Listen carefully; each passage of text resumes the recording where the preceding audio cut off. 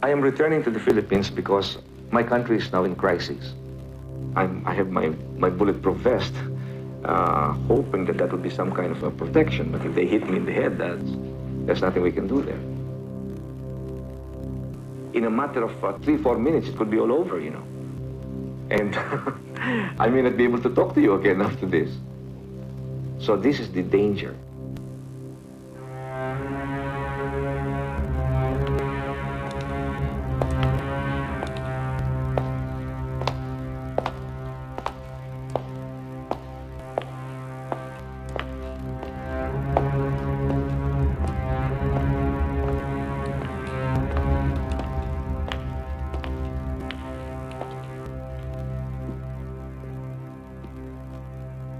Ninoy is coming.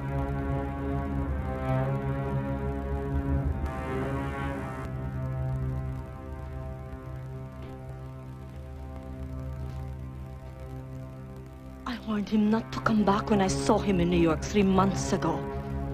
He wants to grab power. Hi, Mr. O'Neill. Morning.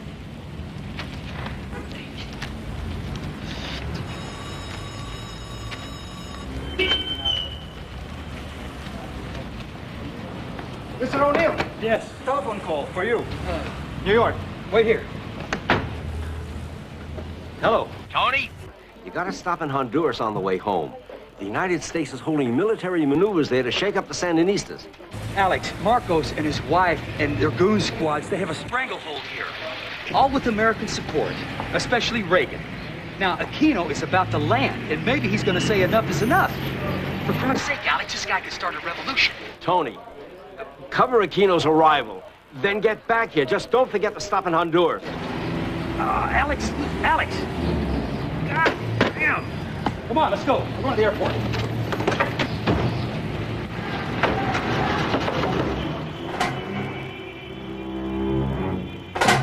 I can't find a thing about Ninoy's return in here.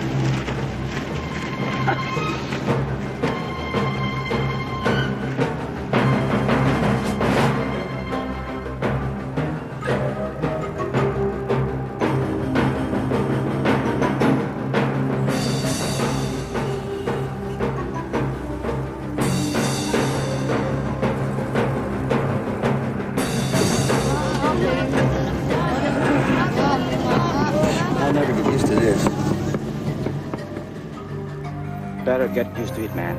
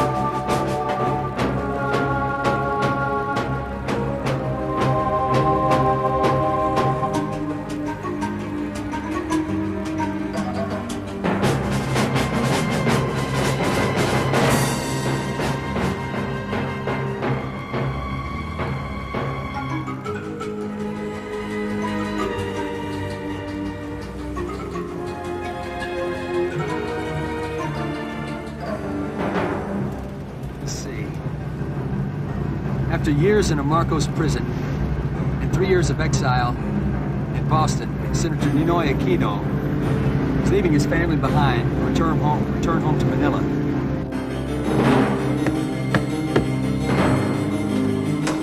Okay, Rolly, let's go.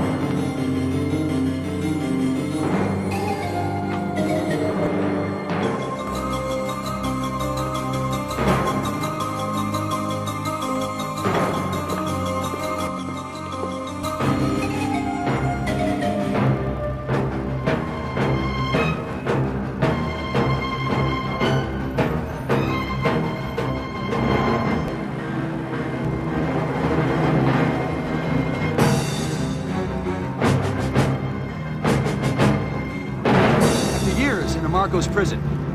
And 3 years of exile in Boston, Senator Ninoy Aquino is leaving his family behind to return home to Manila. It is a risk. He is still technically under arrest. He has no valid passport. But there are a lot of Filipinos who see him as the only hope in a country racked with political and economic strife. This is Tony O'Neill reporting from Manila.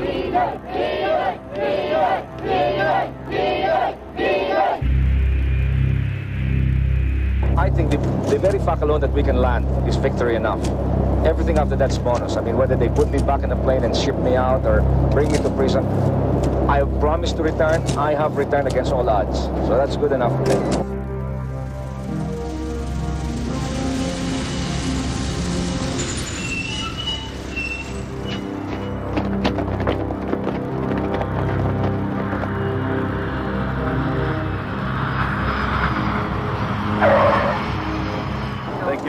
I'll remember.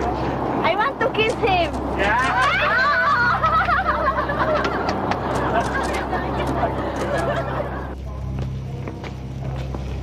Ramon, get some of that.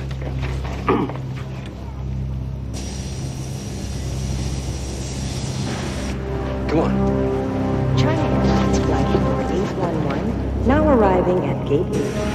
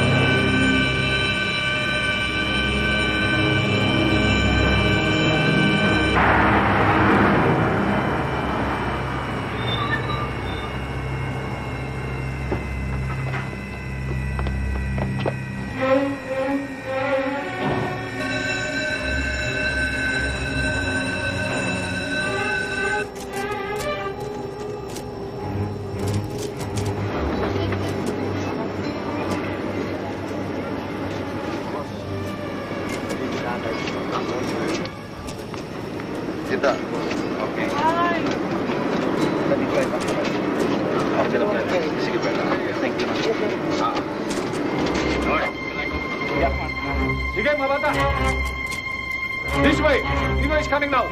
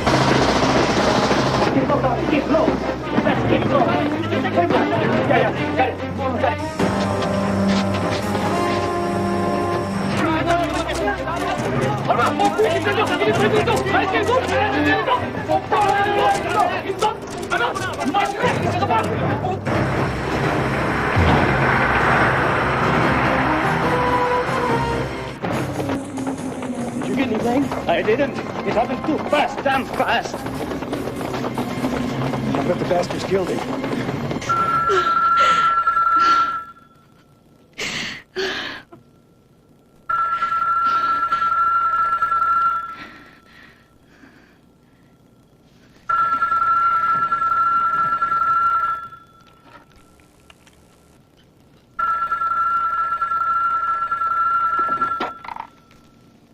Hello? This is Kyoto News Agency. Is this Mrs. Aquino? Yes? We have heard that your husband has been killed. Can you confirm this? I've heard nothing. What time is it? It's 2:15 in the morning there in Boston, Mrs. Aquino.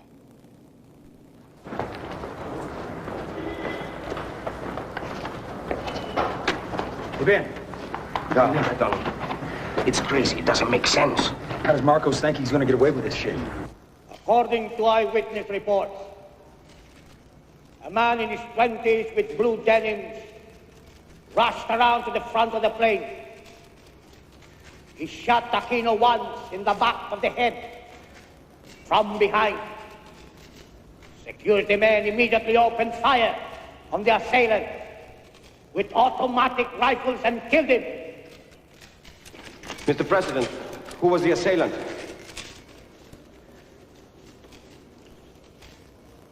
We have not been able to identify him. We are issuing photographs in order for the public to help us. Mr. President, there were over 1,000 security men at the airport.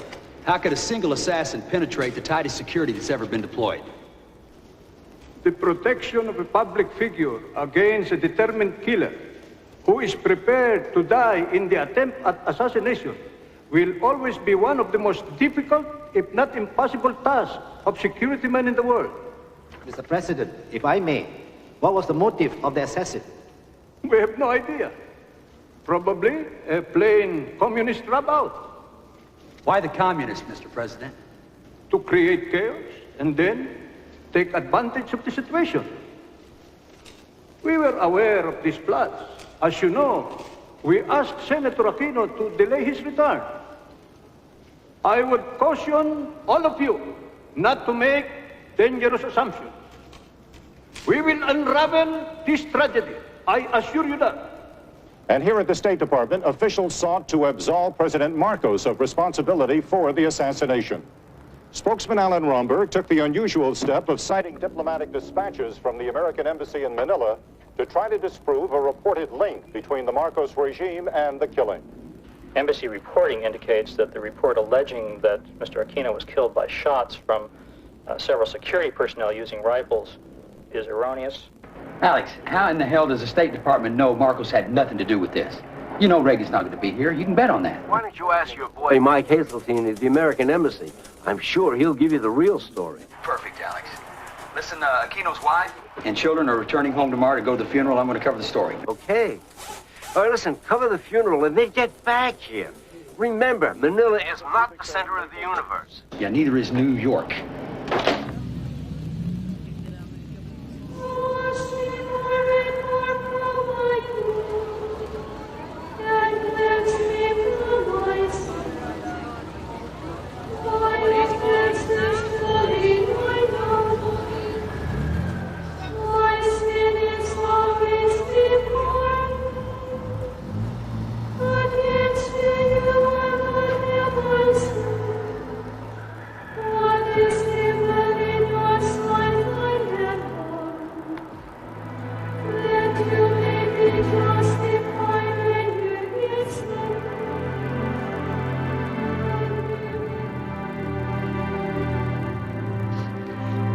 There's a line out there that stretches for miles, love. They know you did this for them. And they will not forget. And neither will I.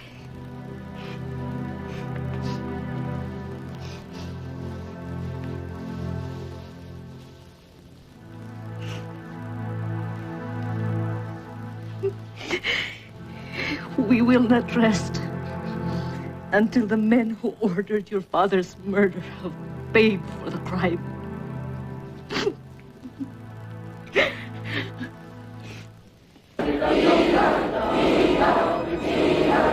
Manila has stopped today. Hundreds of thousands of Filipinos are marching in tribute to former Senator Benigno Ninoy Aquino. His brutal, unsolved murder while in military custody 10 days ago has awakened the biggest wave of political protest in Philippine history, directed at one man, Ferdinand E. Marcos.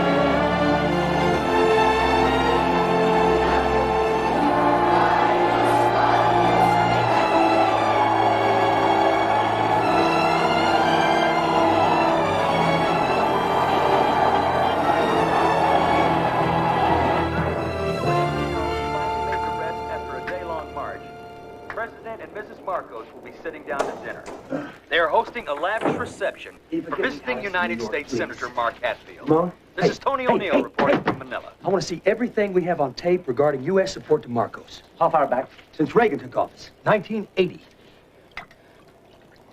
Tony, I've got Alex. Wish me luck. Alex, Yeah, Tony. I want to do a piece on Marcos and Imelda. They have stepped over the line. It's the beginning of the end for these guys. Tony, I had to push you on the plane to Manila. Now you're telling me you want to stay. What gives? Well, the turnout for Ninoy's funeral was bigger than Gandhi's. They've gone too far this time. Tony. Alex, just give me a couple of months. That's all I need. It's going to be the biggest story in Southeast Asia. You better be right, buddy. Thank you very much. Thank you very much, Alex. Shit, I'm late. Eva, where's that barong? Here it is, Tony. Ah, yes. Thank you very much. Ramon, everything since 1980. I like it here.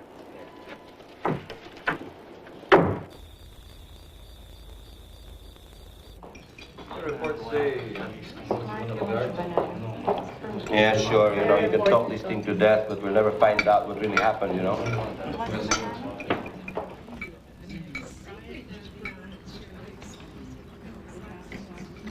It suits you. It's great. I have to go to the palace tonight. Pinagsasaya nila ang pagkamatay ni Ninoy. Remilio. Excuse me, I was saying, you're going to the palace on the night of Ninoy's funeral? Yeah, it's my job. I gotta cover a story. I'm sorry. My brother is the family radical. Well, you should be too. Our father stood up to Marcos and he died in prison for it. I defend human rights. A lot of good that will do. Your legal protection is a joke. Everyone who's considered a threat to security can be picked up off the streets and never be seen again. Why don't you ever march with us? Because I'm not a Marxist. And I don't believe in violence. Well, I'm not either. Only Americans are stupid enough to think that everyone on the left is a Marxist. Emilio! I'm sorry, Uncle. Well, don't say sorry to me. Apologize to our guest. I'm sorry. That's okay. Not all Americans support Reagan.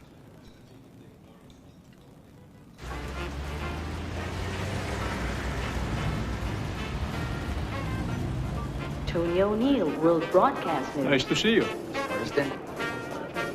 Senator Hatfield. Mrs. Hatfield. Mr. O'Neill, Mrs. Marcos. where is your beautiful young friend this evening? She has a headache. Quite a few of our guests had headaches tonight. These are anxious times, Mrs. Marcos. Good evening. Good evening. I hate what you do with your hair. Michael Hazeltine, U.S. Embassy. Good evening, Mr. President. Good evening. I am very disappointed. The American ambassador cannot be with us tonight. He sends his sincere apologies, sir. Senator? Good evening, Mike. Mrs. Hatfield? Good evening. Mrs. Marcos? Good evening, Mr. Hazeltine. You look as lovely as ever. Thank you. This is my daughter, Aimee. I like your new hairdo. Good evening. Real sensitivity, huh? What do you mean? Ninoy's funeral was today. They're throwing the biggest party of the year. Marcos didn't do it. He's not that stupid. Bye, come on. It was some communist guy. What's his name? An undercover NPA. I know the whole story. Okay? Raleigh Galvin, small-time thug by day. Commander Bert Ramos, communist guerrilla fighter by night. Who came up with that bullshit? You guys or Marcos? It's not bullshit, Tony. My mother would have trouble believing the official story. Gallman, who never had a political thought in his life, wants to top Aquino. Goes past 1,000 crack guards, leaps 15 feet in the air and shoots Aquino in the back of the head before he gets off the steps. There is nothing that links the Marcoses to the killing. They'd never be charged even if there was. He's got the legal system in his pocket just like everything else. Come on, will you, Tony? You know what I think? What? As far as you guys are concerned, Marcos can do whatever he likes as long as we keep the U.S. bases Clark and Subic. I wouldn't put it past you to waste Aquino yourselves. Okay, whatever you say, we set the whole thing up. I'm sure you did. I paid Gallman personally. 10,000 pesos and 6 pairs of embroidered shorts. You better watch what you say. You might read in the paper. This is Prospero Olivas, Metrocom Chief. Juan Ponce Enrile, my Minister of Defense. The Vice Chief of Staff, General Ramos. the Chief of Staff of the Armed Forces of the Philippines, General Ver. Senator.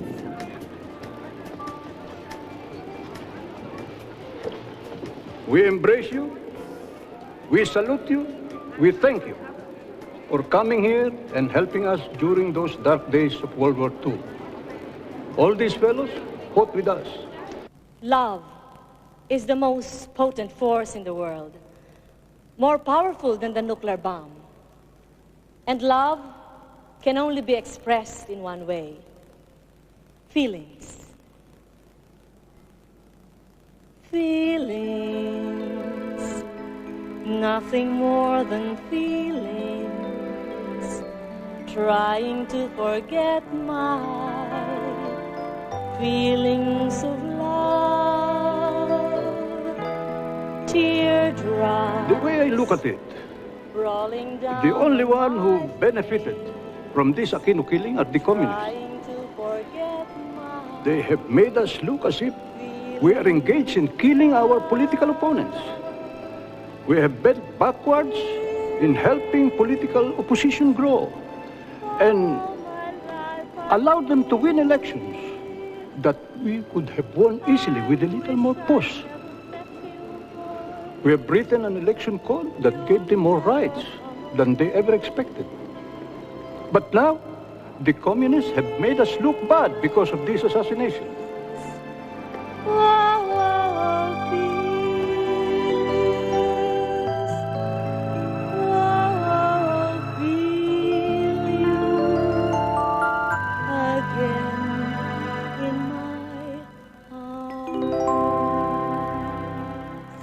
Bakit kailangan kita? Bakit uhaw sa hamog? Pag-ibig ko sinta.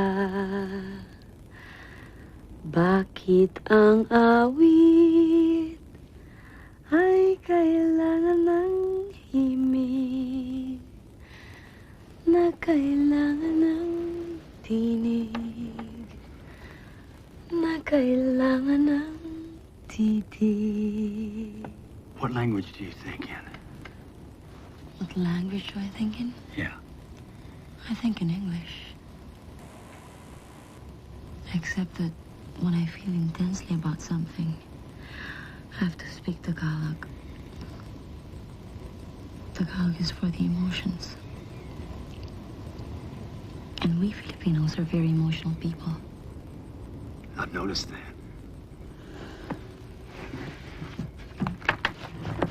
When we make love, you speak in English.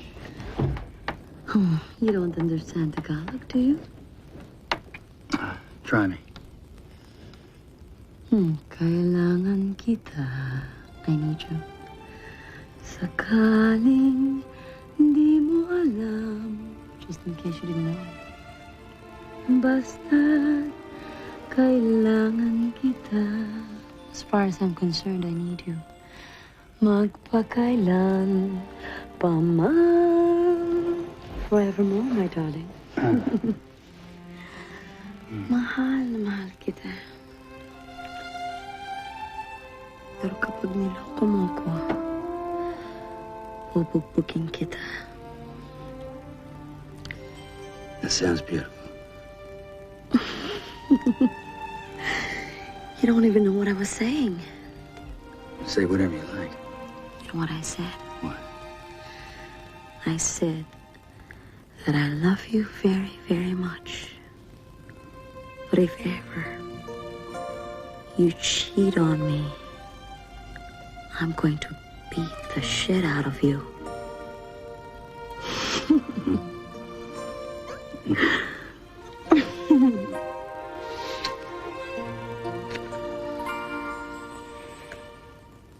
Here in the Philippines, the nation still doesn't know who killed Ninoy Aquino. President Marcos has promised to form an investigative panel. We're still waiting. The delay, however, doesn't seem to bother Washington. Since President Reagan took office, the Marcoses haven't had to worry about American support. We love your adherence to democratic principles and to the democratic processes. In World War II, Filipinos and Americans fought and died together. And you yourself, Mr. President, played an unforgettably heroic part in that conflict. An increasing number of Americans are asking themselves why. Here is a large part of the reason. Clark Air Base and Subic Bay Naval Bases. Massive, strategically vital links in America's Pacific Defense Command. America has a lease with the Philippine government until 1992, and defense planners say the bases are crucial. This is Imelda Marcos' film center, modeled on the Parthenon. It's the latest of her building projects designed to impress tourists from America and around the world. Last year, when crews pushed around the clock to rush completion in time for the First Lady's International Film Festival, tragedy struck. An entire floor collapsed, trapping the workers below. The cement had not had time to dry properly. The Marcos Control media said 28 died, but people here believe 168 workers were buried alive in quick-drying concrete. But Mrs. Marcos would not allow work to stop to remove the bodies, which were simply covered over with a fresh layer of cement. Now many Filipinos say the place is haunted.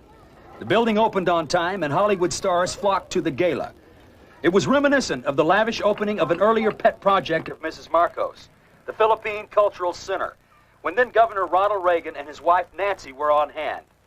The friendship between the two presidents and their respective first ladies goes back at least that far.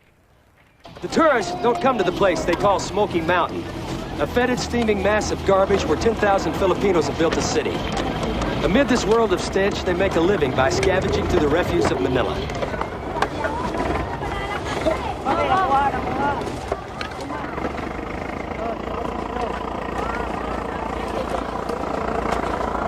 It is a place Imelda Marcos doesn't want the tourists to see, despite the fact it has existed in the heart of Manila as long as many of Mrs. Marcos' other building projects. Filipinos arrive here from the provinces. They live here, they have children here, and every day they die here.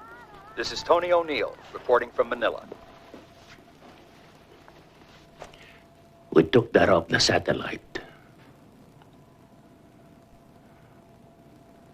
I want to talk to him. I'd like to tie my tie.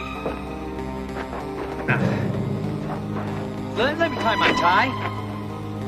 This better be good. This better be good.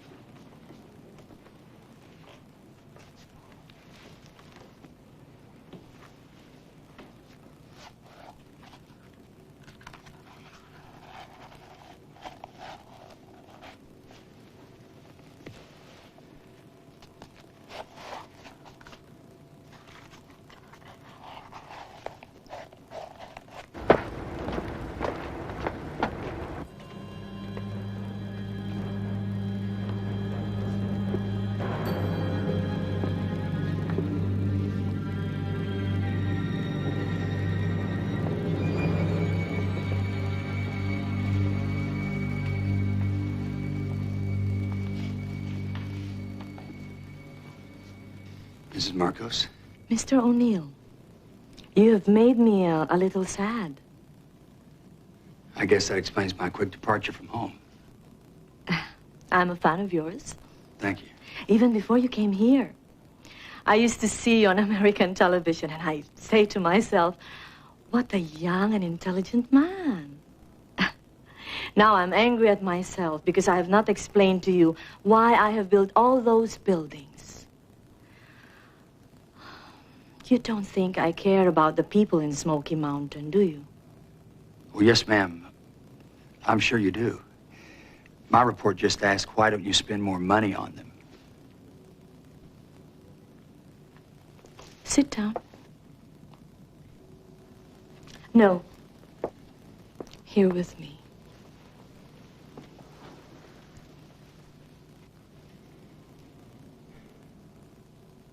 Food is only one of the needs of the Filipino. There's something he needs even more than that. What is that? Respect. Until Ferdinand and I, the world looked down on the Philippines and on the Filipino. We were a poor third world country. We are still a poor country, but the buildings I have made have been noticed all over the world. We now have the respect of great artists, movie stars, and international leaders. I have made Manila one of the great cities, and every Filipino feels proud.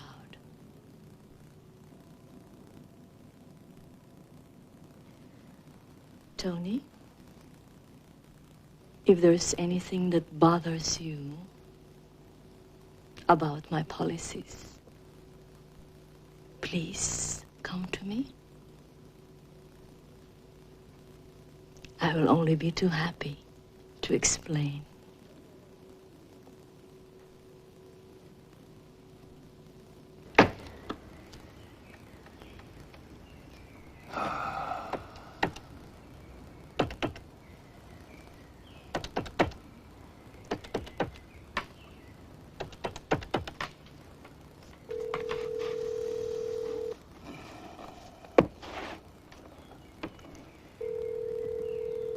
Hey, it's Tony. Tony? You must be psychic. I was just going to phone you. Yeah? How you doing? I'm fantastic. They raved about the Outback shots I sent them. And I've written half the text already. It's going to be published in November. Well, that's great. You know, it's funny coming back to your own country. I saw it with totally new eyes. Well, did you meet a few old friends? Hundreds. Grant Robson's here. Grant, huh? What is he doing there? He's running a restaurant in Sydney. Can you believe it? Yeah? And speaking of Sydney, I'm thinking about flying down there next Wednesday. No, I'm coming up. That's what I was going to call you about. New York's flipped over this Aquino stuff. And they want the next book to be based there. I just got the telex. Well, I was going to come up next week anyway. I mean, it's crazy. You're only 6 hours away, and I haven't seen you for months. You know, they asked me if I had any objections. I said, you've got to be joking. My husband's in Manila. Isn't that terrific? Yeah, I know. Yeah. Well, when will you be here? Oh, sometime next week. I'll let you know. I do love you. I can hardly wait. Yeah, me too. I'll talk to you later. Oh, shit.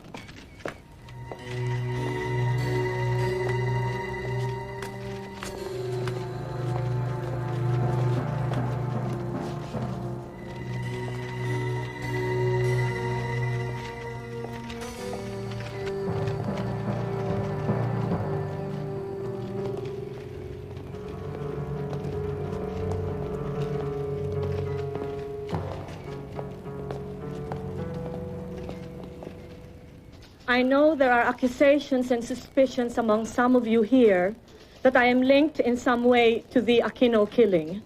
So I called you here to clear the air. I cannot understand these rumors. It was the president and I who pleaded with Ninoy not to come back again because of the dangers. It is not the president and the first lady you have put on trial. It is the whole population of the country. The stigma is now over 52 million beautiful human beings who are being accused of being criminals. I've had it with politics. I am retiring. I would have made my move the other day, but the blind, the poor, the jeepney drivers, and the other beautiful poor people protested too much. My problem is my sensitivity and my Girl Scout mentality.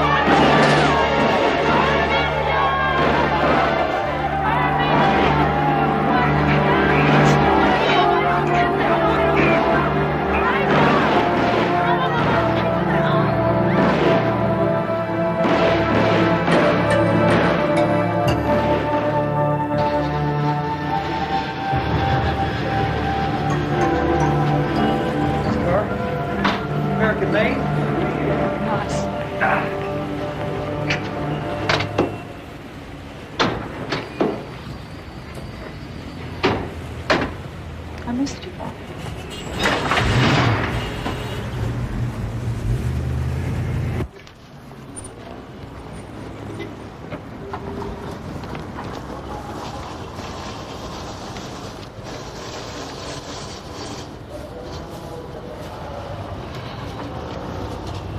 This is the Marcos way. People are angry, he shoots them. There were 19 students killed. The snipers were in that building.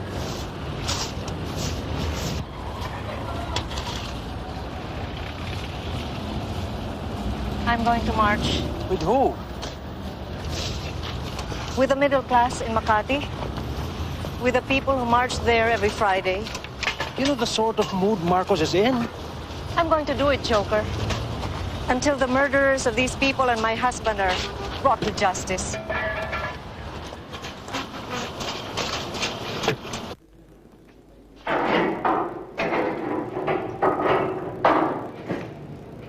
Good evening. The quicker you tell us who all your friends are, the quicker you'll get out of here. I don't know anybody. No! Stop. This is all very unnecessary. Please cooperate. Give me some names. I don't know anybody! Increase the voltage.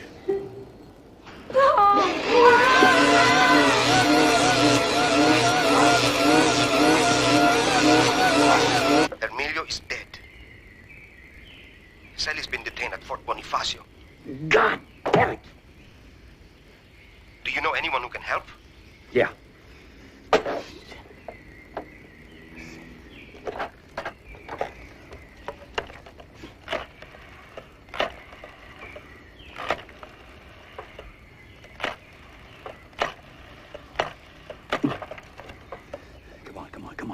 Come on.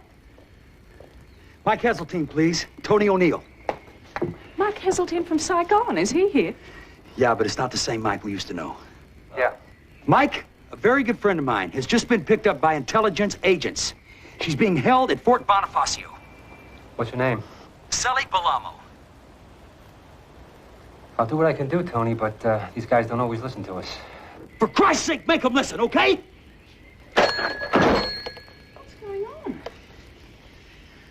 A niece of a friend of mine is being held in prison, and she's probably being tortured right now. Oh, Jesus. Does this happen a lot?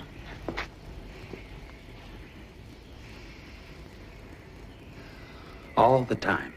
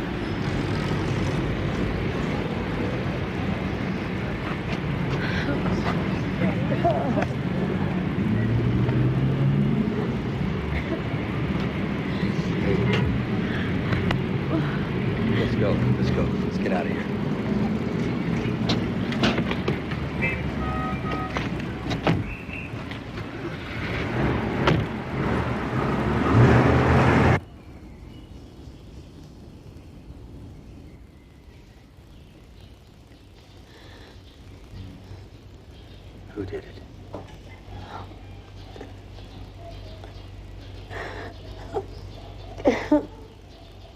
Cruz.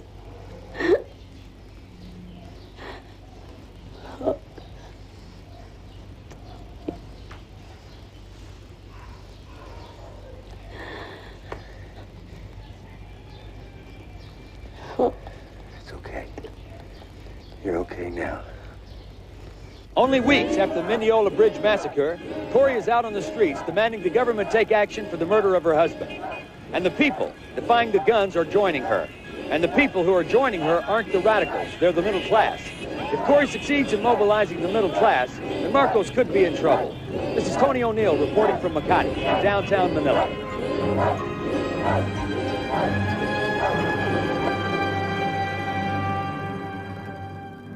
Whereas the treacherous and vicious assassination of former Senator Ninoy Aquino has to all Filipinos become a national tragedy and national shame, especially because of the distortions and exaggerations in both foreign and local media. I, Ferdinand E. Marcos, hereby create an independent fact-finding board to be headed by Justice Corazon Juliano Agrava.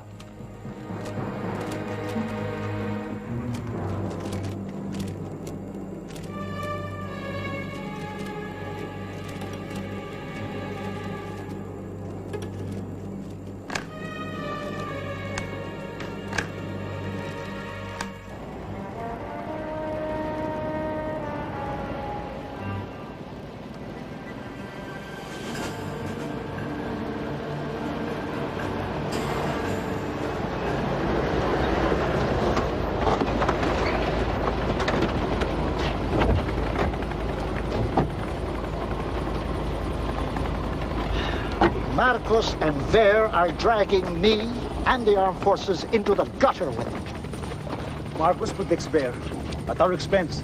We must get rid of them both.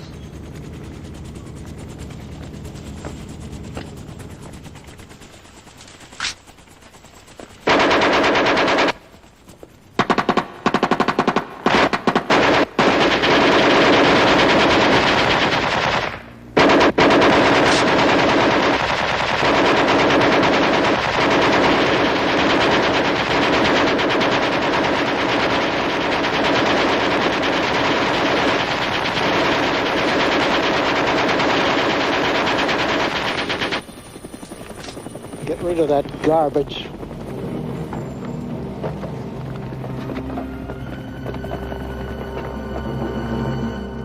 General, 33 AFSICOM men were tested for nitrate traces on their hands to determine if they had fired guns. Sergeant Filomeno Miranda, who descended the stairs directly behind Aquino, was not tested.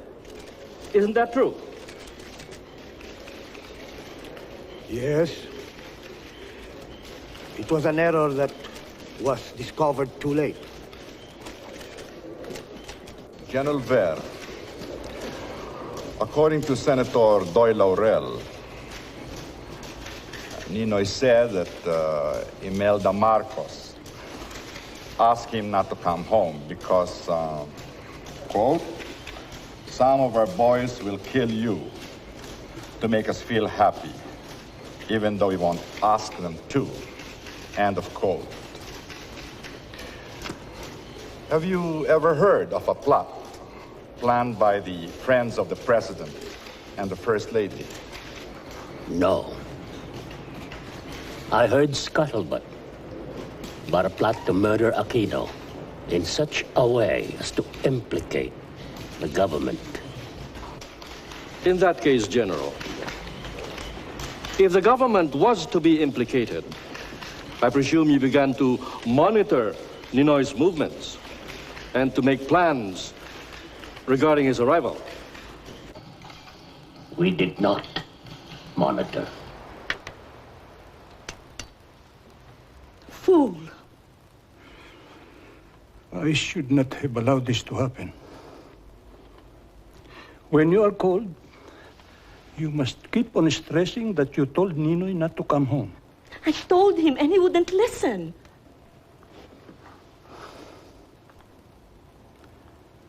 Use the letter.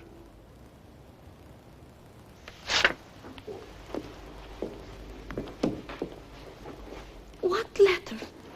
That groveling letter he wrote about you when we let him out of prison. Use it. That was 3 years ago. Birdie.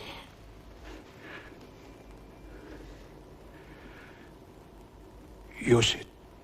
It will work. My meetings with Ninoy were very cordial and happy. Ninoy was very close to us. I will read to you a letter he wrote a surgeon who treated him at the Philippine Heart Center. When the ultimate mist of controversy is melted by the rising sun, her works for her people will find final recognition.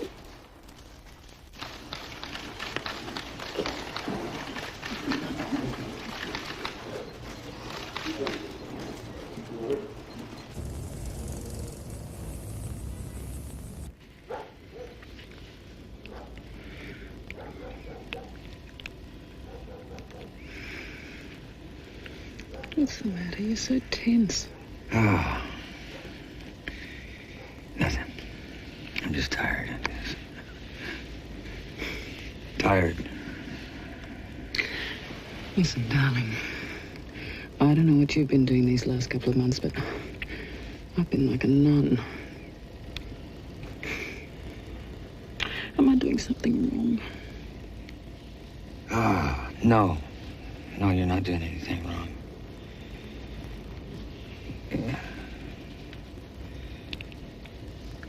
It's not you, Angie.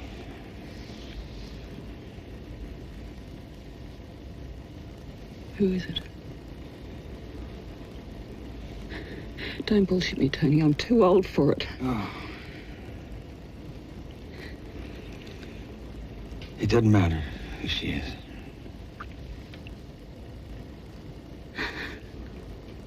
It's the girl that was tortured, isn't it? Oh, shit. I don't know, Angie. It just hit me. I don't know. This girl makes me feel so alive. And you never felt that way about me, right? Yes, of course.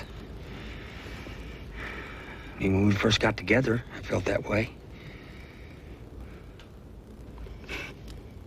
Oh, God.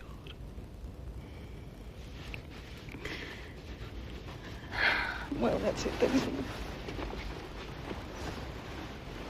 What's it? You've really done it this time. Selfish. You've always been selfish. I'll send somebody for my things. Are you going back to New York? No, I'm staying here. I've got a job to do.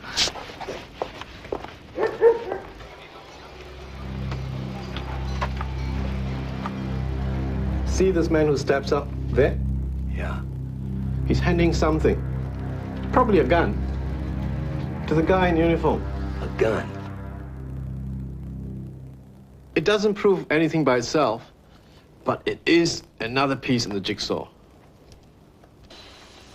Now, from the time Aquino steps out of sight, it is exactly 9 seconds. Not long enough for him to get to the bottom of the stairs and onto the tarmac. And 4 more shots. The ones that killed Gallman. Oh, I remember the 4 shots.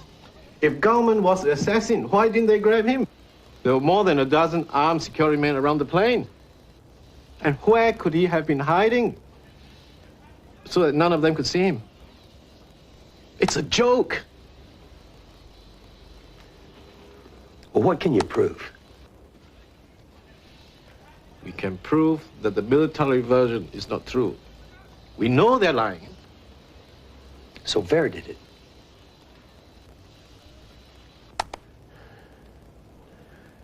So Ver ordered it. Has to be. And Marcos? He was probably so sick he didn't know what was going on. Or, possibly, it was his plan. Or he was seeing people 3 days before Aquino got back. But there is no doubt in my mind that Ver organized it. Do you have any hard evidence on who actually shot Aquino? Maybe tomorrow. A ground engineer, Celso Lotterina, was on the tarmac. He saw everything. When he testified before the board, he said he had fainted and did not see anything. But he was scared to death. And now he has agreed to testify under oath in a secret private session. I heard the sound of running feet on the stairway. Ninoy was at about the 4th step from the bottom of the stairway. And then a gun appeared behind Ninoy's head and fired.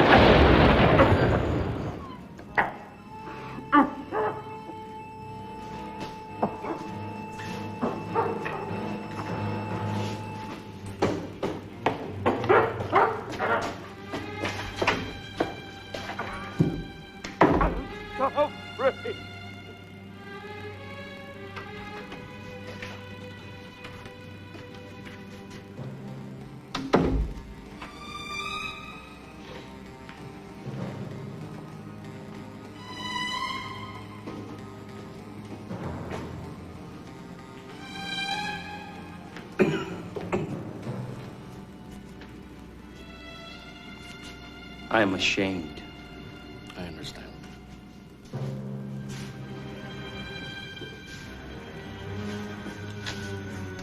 Did you see who fired? I could not see the gunman's body. My view was blocked by the post. But it was a military man. Yes, sir. It was. A military man behind Ninoy on the stairs.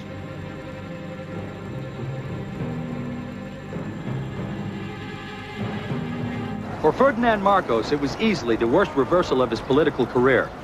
General Fabian C. Ver, military chief of staff and top aide to the president, has had a direct hand in last year's assassination of former Senator Ninoy Aquino, according to the majority report of the official Agrava Board investigating panel. 25 others were implicated in the plot along with Ver, all but 2 of them soldiers. Marcos grudgingly accepted the report and ordered the accused to stand trial before Manila's Sandigan Bayan Court, normally a venue used for low-level cases of graft and corruption. Many anti-Marcos Filipinos say the regime controls the court, that a fair trial is impossible. Their evidence? Marcos appointed 3 new justices to the court just 3 days ago. This is Tony O'Neill reporting from Manila.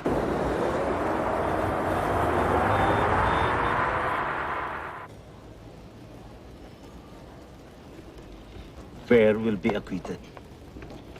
He's still running things, as if nothing happened.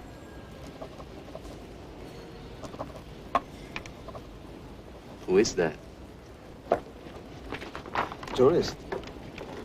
Can't be too many cameras. We have to do something. We have to protest.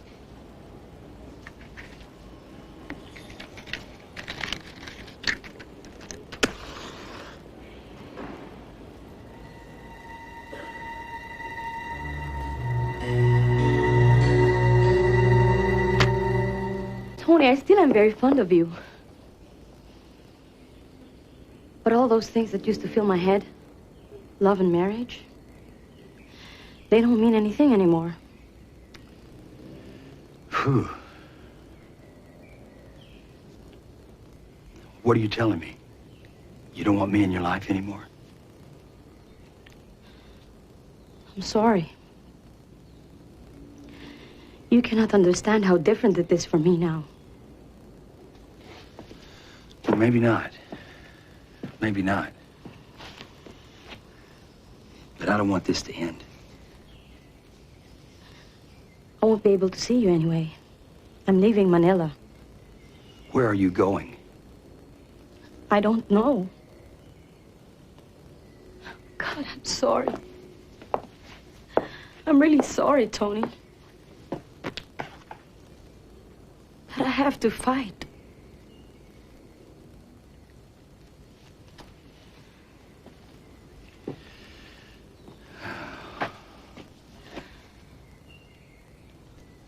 You gotta stop her from going.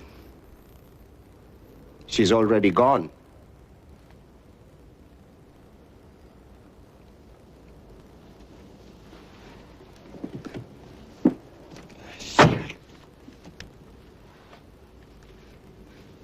God damn it.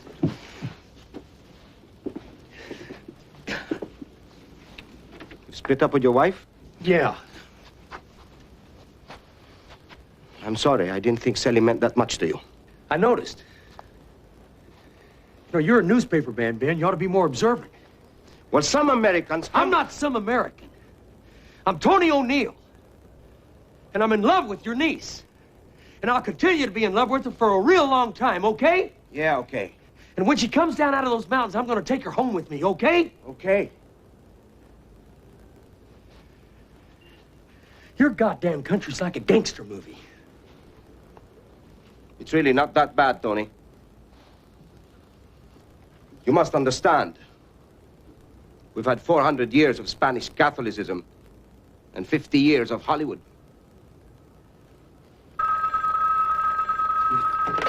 O'Neill. Yeah. Go ahead. They did what? I can't believe it.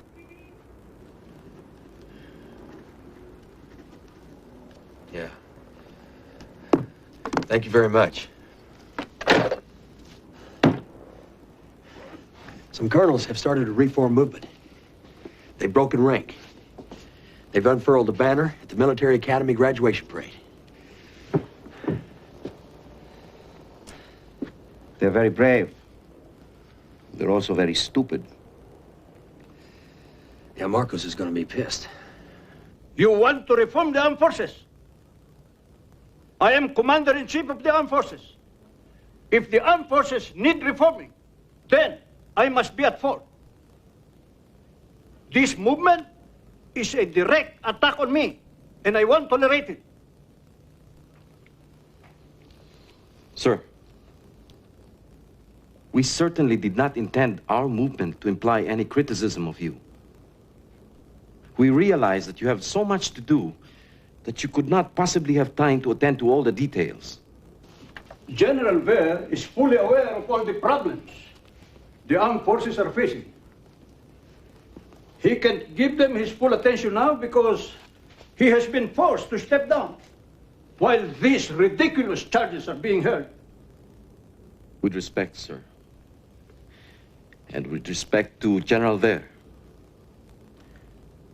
we are losing ground to the communists.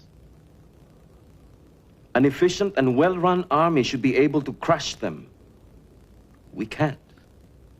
What we need, sir, is more effort devoted to stamping out corruption. More effort devoted into motivating the men and improving their behavior in the villages. And we need more money and equipment, sir.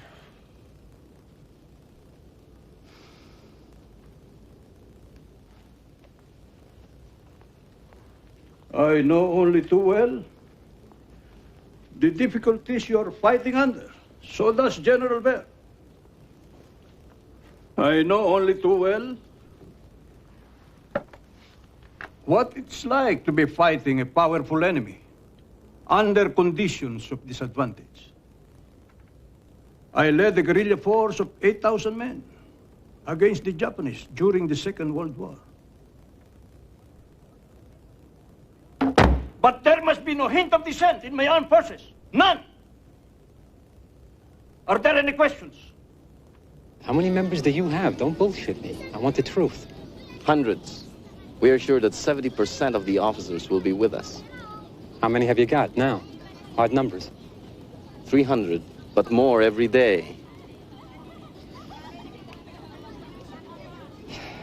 Washington knows that the army has to be cleaned out. If it isn't, the commies will win.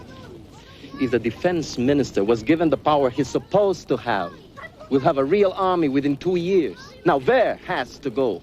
Put all the political pressure you like, but nothing else. Marcos has to stay. There's no one else.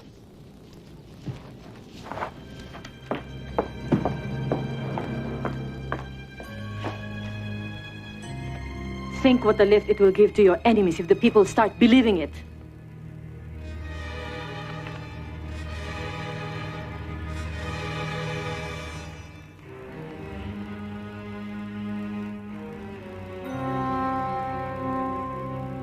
It seems that I have only a few months to live. I never liked that doctor.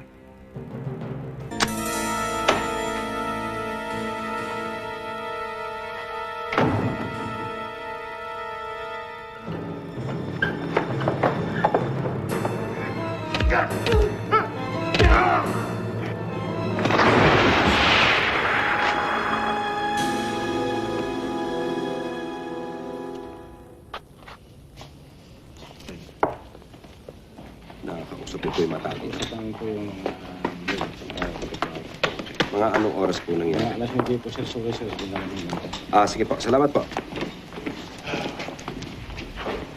The corpses are starting to pile up. Yeah, and there's gonna be more. Well, Marcos is like a dying stag. He's lashing out at everything before he falls.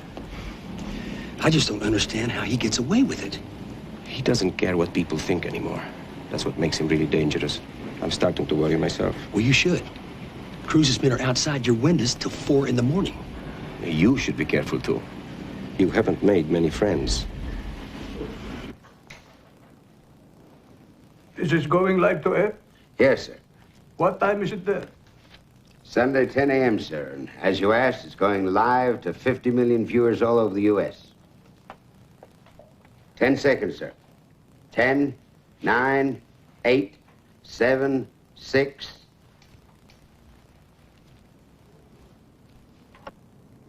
Mr. President, welcome. Thank you. Mr. President, I'm going to be fairly direct. Be as direct as you like. There is a widespread perception over here that you had Ninoy Aquino killed. That's stupid. Why would I kill Ninoy? He was no threat. He would never have won an election against me. Let's talk about elections for a second, Mr. President.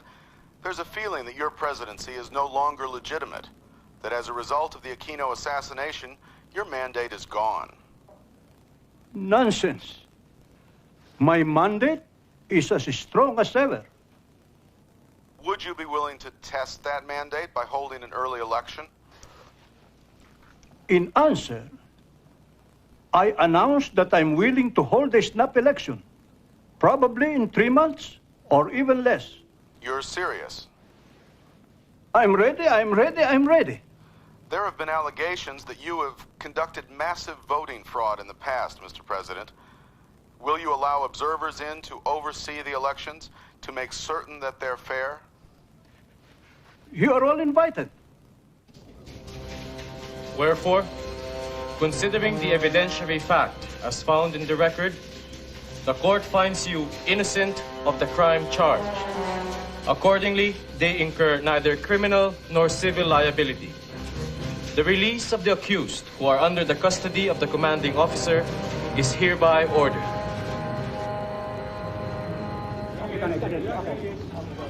General Ver, you have a statement you'd like to make. Well, thank God it's all over. Well, did you have any doubt you'd be acquitted? Never. Because there never was any cause. I'll answer all of your questions later. Not now. General Fabian C. Ver was all smiles today when he handed a copy of his acquittal to President Marcos at Malacanang Palace. The president immediately reinstated General Ver to his former status as Chief of Staff of the Armed Forces. Earlier in the day, Ver and his co-defendants were cleared of all charges. Mrs. Aquino, has the acquittal of General Ver influenced your position on running any? Yes, I've decided to run. Mr. Aquino, is that official? Yes, I've made up my mind.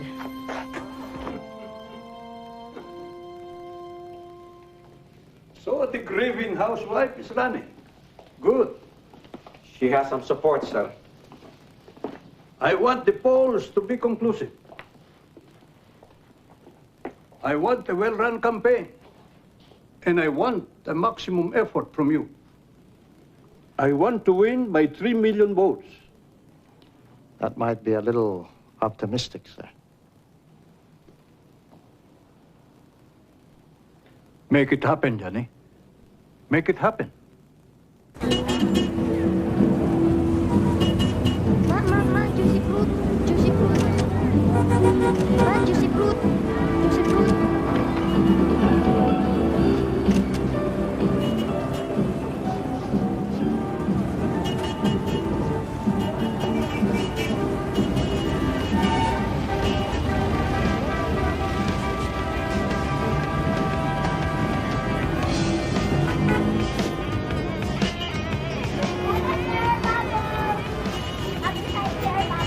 Flank? Yeah? Try it, okay.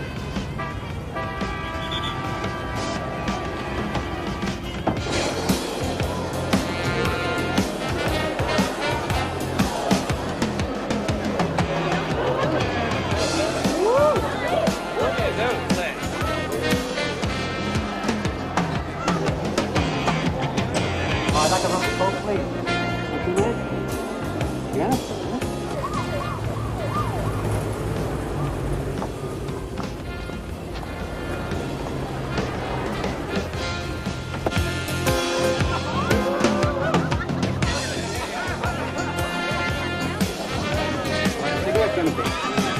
Oh, you want one?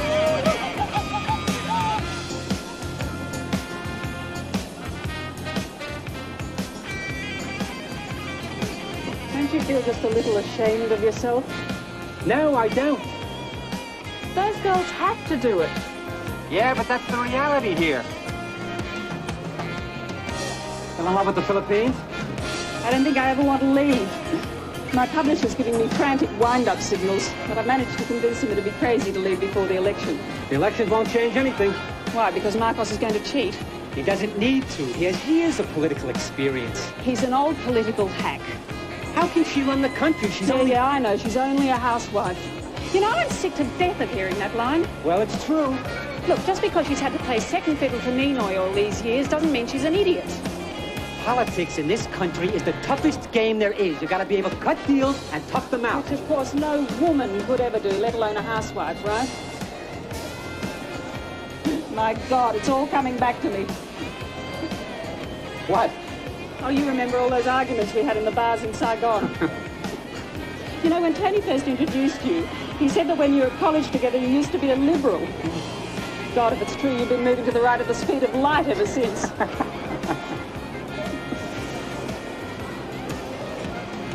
How is he? Professionally, firing on all cylinders. Personally, a mess. Yeah, well, don't expect me to shed any tears. Then why'd you ask me? Cory admits Red support. In other words, she's getting help from the communists. Now, as for Marcos, Marcos warns on Red vengeance. This is what I want to talk to you about this morning.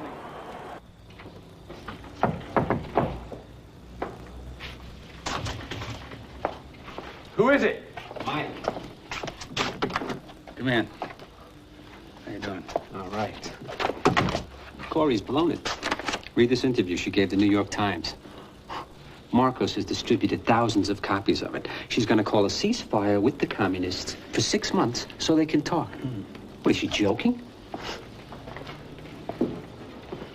Well, Marcos can cheat on the election. Reagan turns a blind eye. Oh, we all know Marcos is corrupt. That's not the goddamn point. Well, what is the goddamn point? We can't let this place fall into the hands of a housewife with a bunch of loopy left-wingers to advise her. You got to stop boosting the woman, Tony.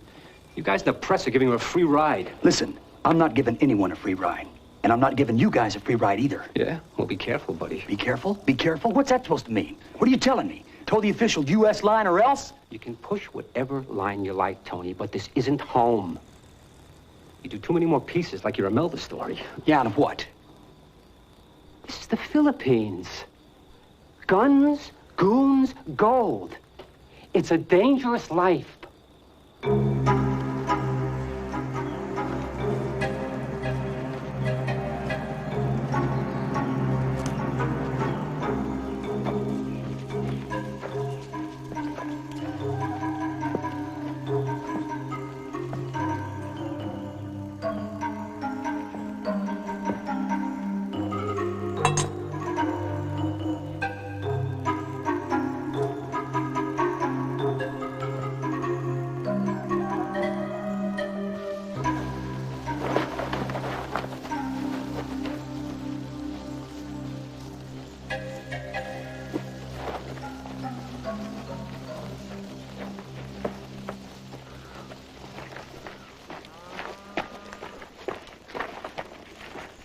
Corey says she's willing to negotiate. Will the NPA negotiate if she wins the election? That is up to the leadership. But the elections are irrelevant. The poor and the oppressed will not benefit whoever wins. Well, Corey says she's committed to land reform. Corey is a Cojuangco, one of the richest families in the Philippines. Can you imagine a Cojuangco giving their land back to the peasants? Thanks, Ron. Thank you. Appreciate the time. Salamat sa pagbisita mo.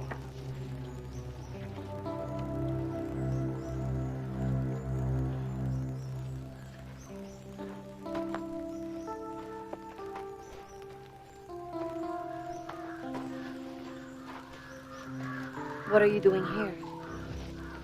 I'm doing a story on the NPA. I hope you show them the truth.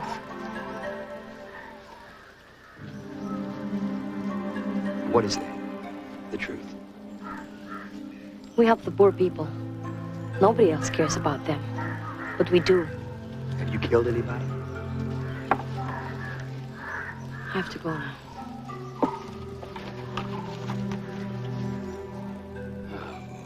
Corey lacks love and beauty.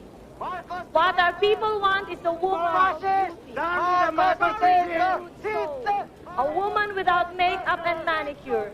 Our nation can afford a mediocre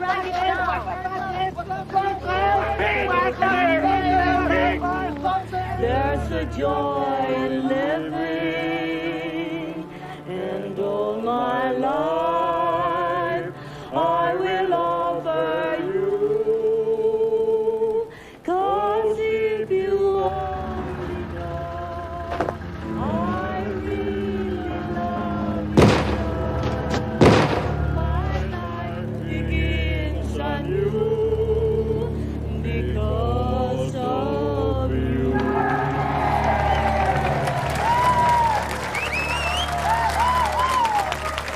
People say that I cannot match Mr. Marcos when it comes to experience.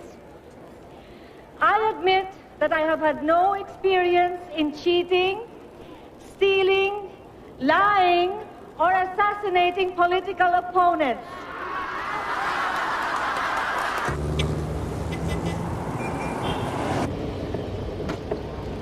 Oh, my God. Alex is gonna have my ass.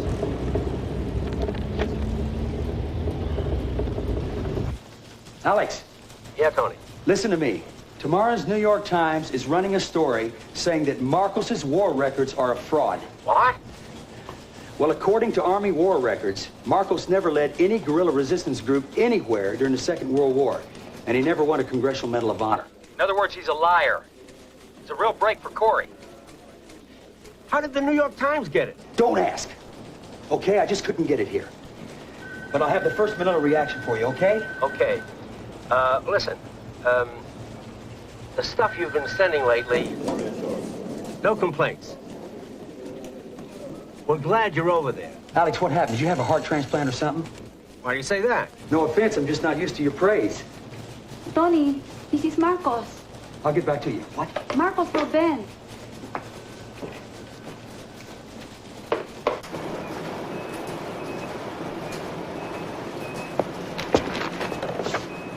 Hello? Ben, how are you? Who the hell is this? I'm busy. It's Marcos. Ben, it's the president.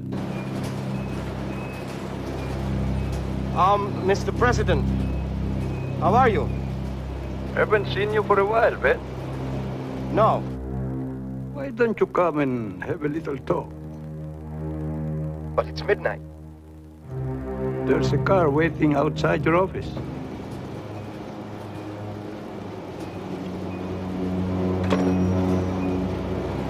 He must know.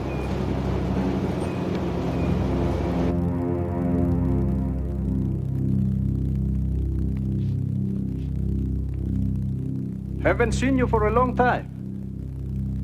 How is your paper selling? 15, 20,000.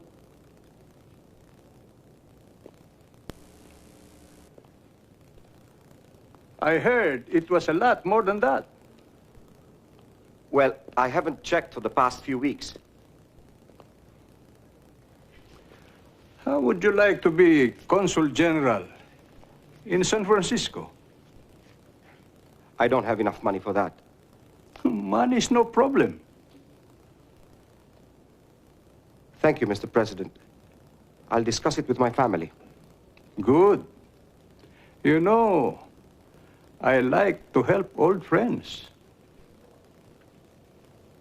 Tell me, have you heard anything about an article that's being published by some American paper? Yes, I have, Mr. President. I wouldn't run that story locally. I'm going to sue the hell out of anybody who does. If we get it on the wire service, I'll call you. Thank you, Ben. I appreciate that.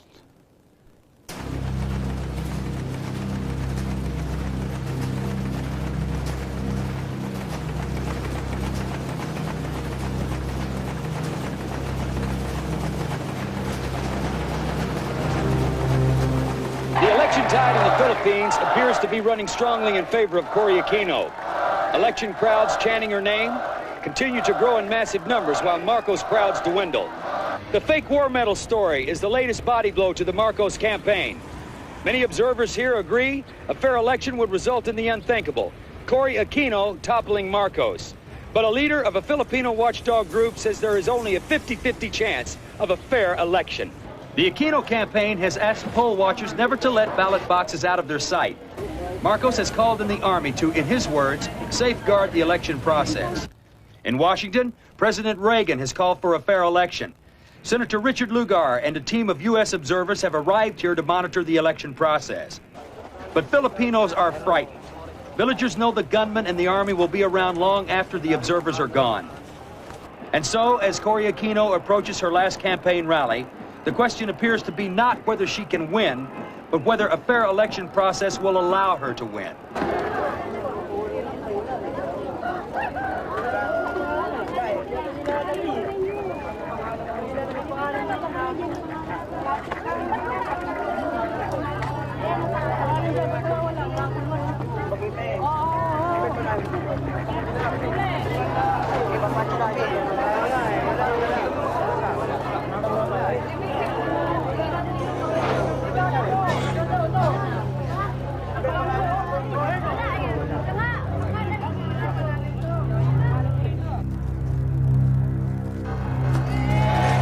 It's Election Day in Manila, and Ferdinand Marcos is fighting for his political life. His opponent, political neophyte Corazon Aquino, has turned the race into a crusade.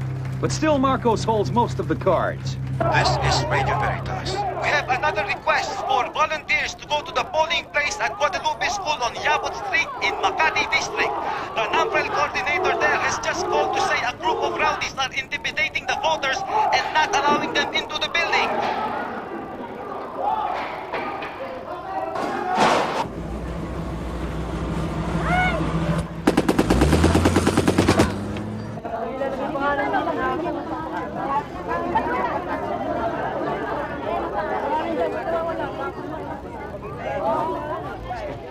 Let's just get this straight. say you signed up for the electoral roll, but your name isn't on it? That's right. They won't allow me to vote.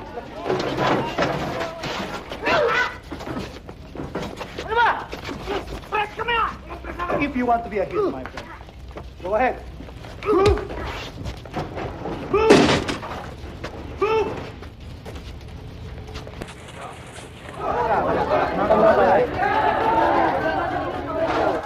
evening. This is a Radio Veritas news update. Polls have been closed now for just over 8 hours, and precinct counts are continuing to come to the NAFREL Quick Count Center. Early returns show Cory Aquino with 31,529 votes to President Marcos with 29,488 votes. Cory is leading by just about 52% to 48% at this early stage. It is not for me to thank the Filipino people. It is for all of us to welcome ourselves home. Mabuhay ang Pilipino.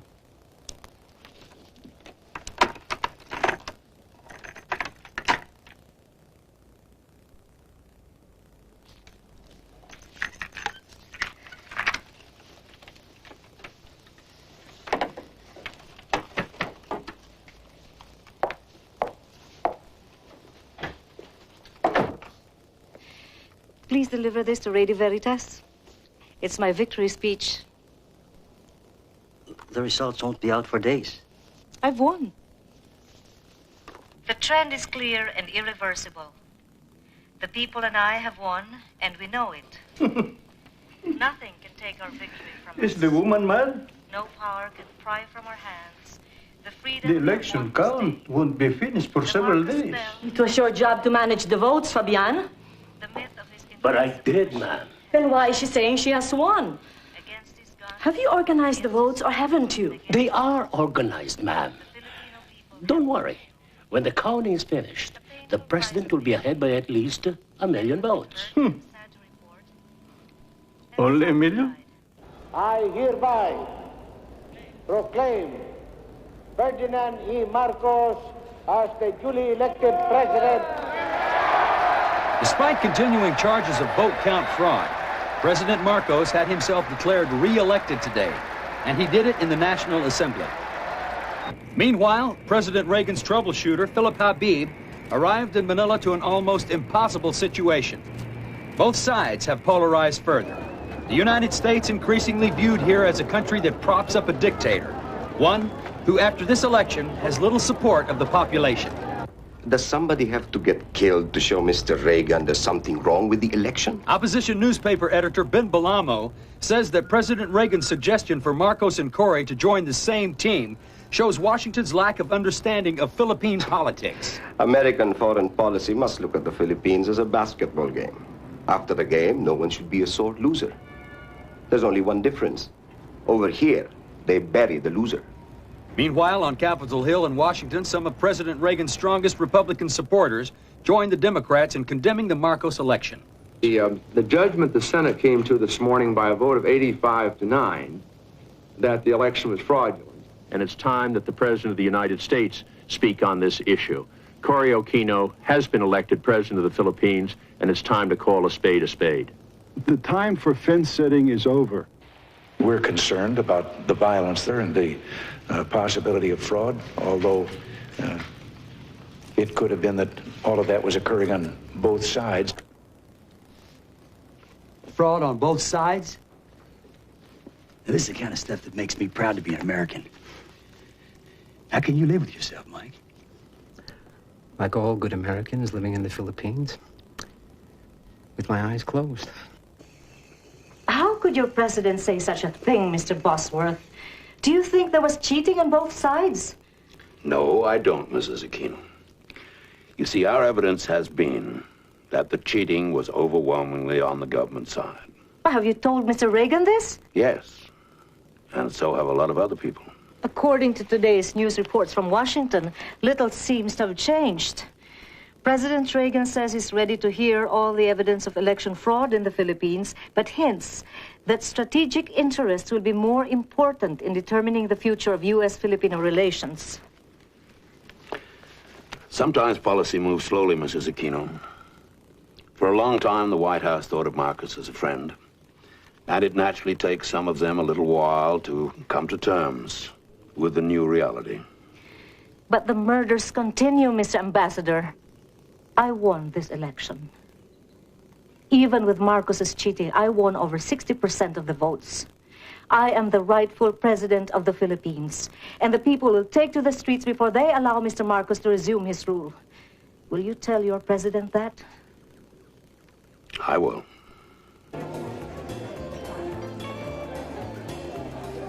Hi.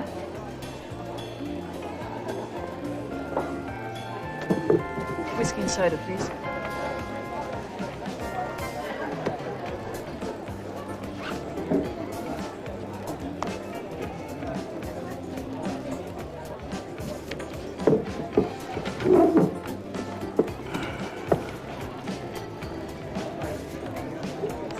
Did you hear our president? He's your president, not mine.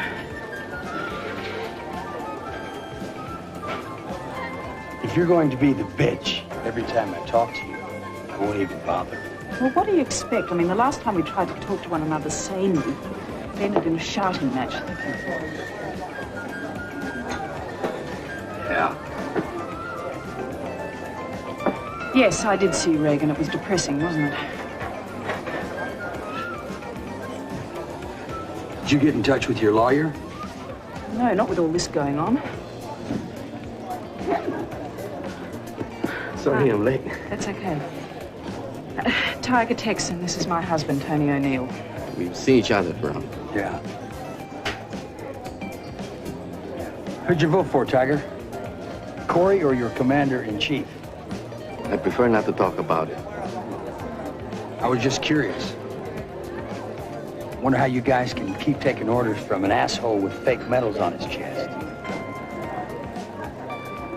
For as long as Marcos is president, we are obliged to take orders from him. Even though he cheats? Tony, will you lay off? I think these are reasonable questions given the circumstances. Yes, well, you've had your fun. Shall we go? Angie, I'm sorry. I've been called back on duty. I call you. Yeah,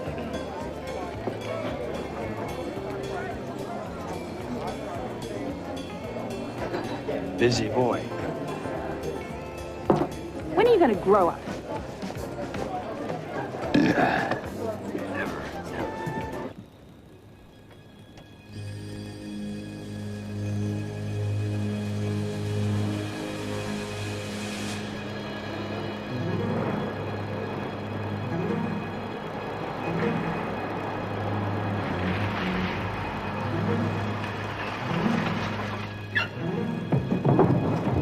Fred.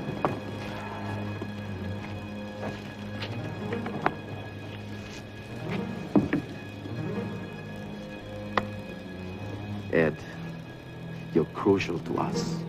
You're asking a lot of me, Tiger. You're asking a lot of everyone, including ourselves. What do you want me to do? We have to know how the palace security operates, what we're up against.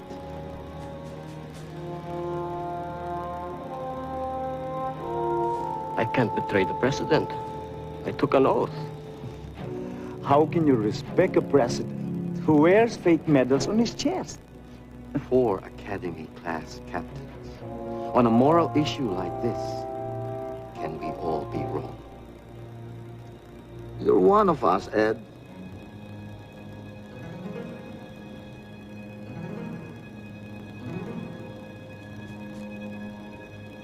What do you want to know? When is this coup supposed to occur? They wouldn't give me a date, sir. Is it going to be days, weeks, months? I got the impression it was days rather than months, sir. I can try and find out, sir. Find out everything you can. Yes, sir.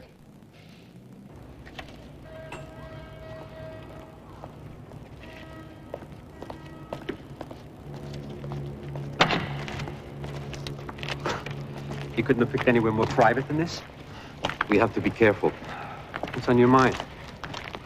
We need anti-tanks, about 2 dozen. For what? What are you guys planning, a goddamn coup? You're gonna get rid of Marcos? Imelda? It's the only way. You know that as well as we do. Tiger, you're talking about a civil war. We're talking about getting ourselves an army that can fight.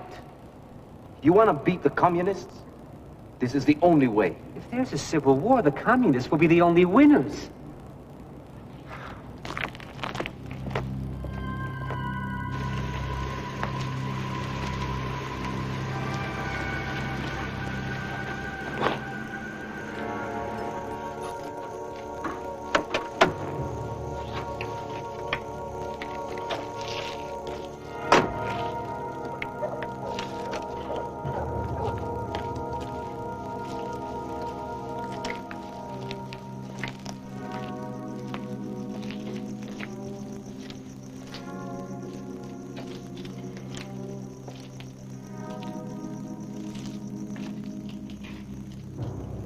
Olive?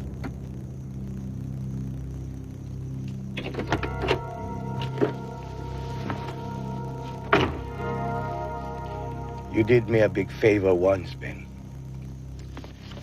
If anybody finds out I've showed this to you, I'm dead. With it here, you cannot take it.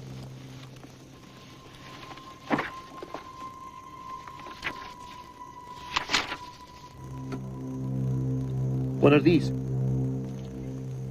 Martial law. 10,000 of you are going to be rounded up and dumped on Carballo Island. Marcos warned you not to print the war medal story. You should not have done it, Ben. What are the asterisks? Those with asterisks are supposed to be thrown overboard.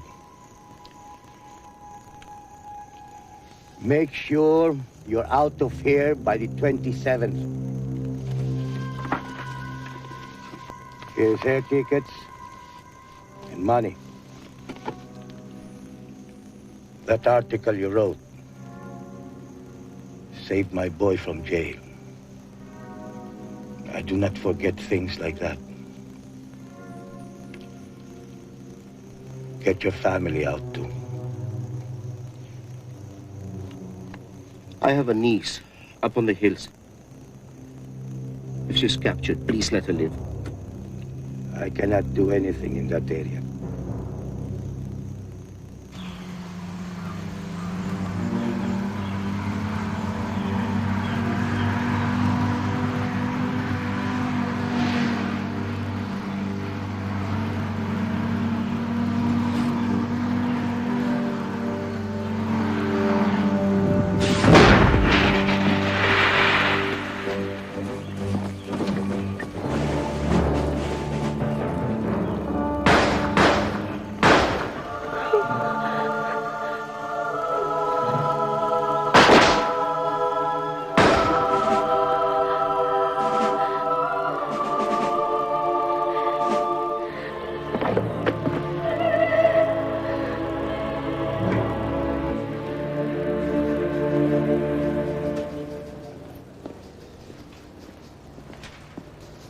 The bishops have agreed on a statement. I hear it's very strong. It's stronger than we had hoped. Will they condemn Marcos? I believe so. When are they announcing it? Tomorrow. I'd like to see Marcos's face when it happens.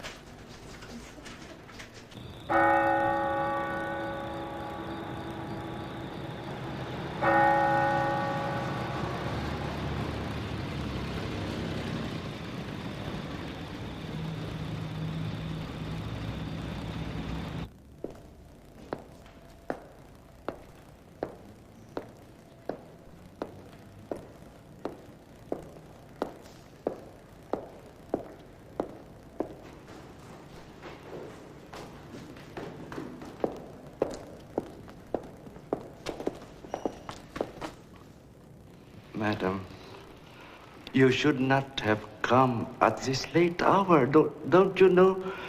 This is the house of sin. Cardinal, you have made my husband very angry. Really? Why is that? He has just heard of the statement your bishops are making in the morning. Madam. You must stop it. Madam, I am only one bishop out of 104. You are their leader. It was a group decision. I cannot change it. You could stop it if you wanted to. The trouble is, you just don't want to. You just don't want to. You just don't want to. You just don't want to. You just don't want to. You just don't want to. You just don't want to. Get hold of yourself, madam. You just don't want to. Get hold of yourself, madam. Go home and rest.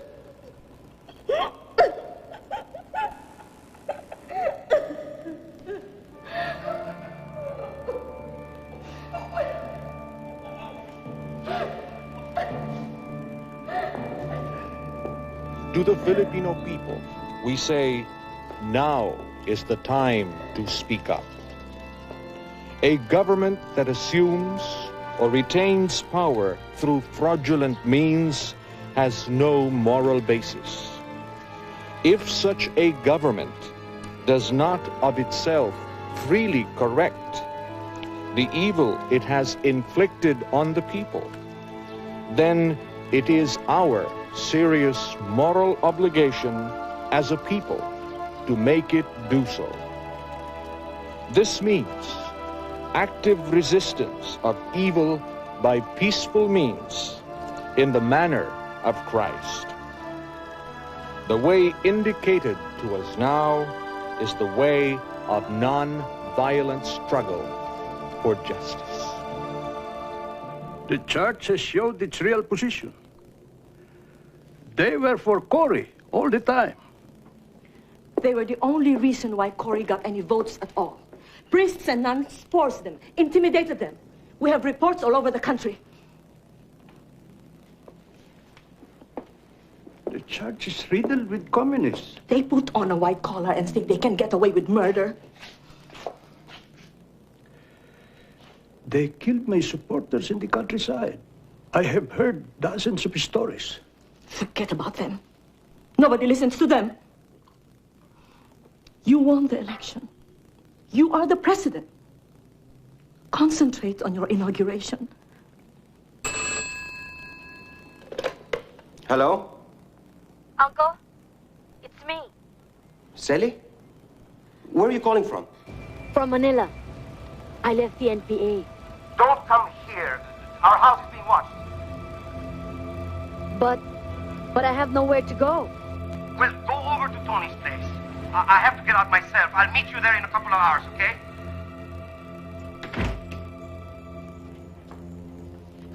Tony?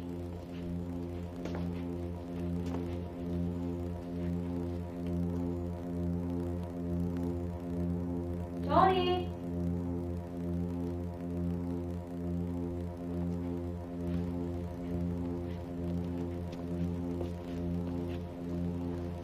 Tony?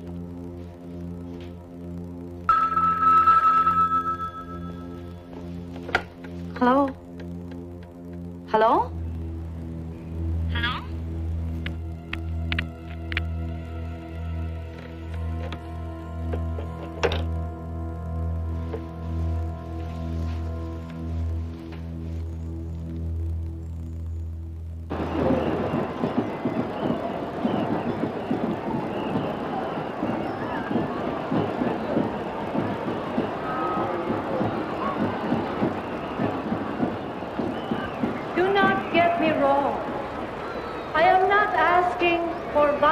Revolution.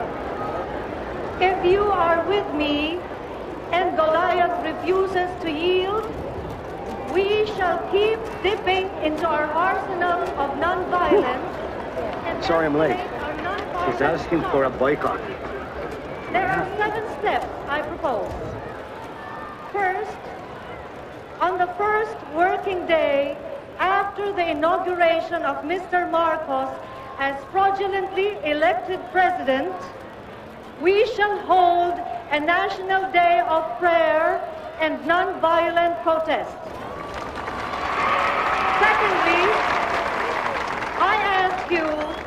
boycott the 7 banks that have helped the usurper perpetrate his hold on power. Third, I ask you to mount a massive boycott of the crony media.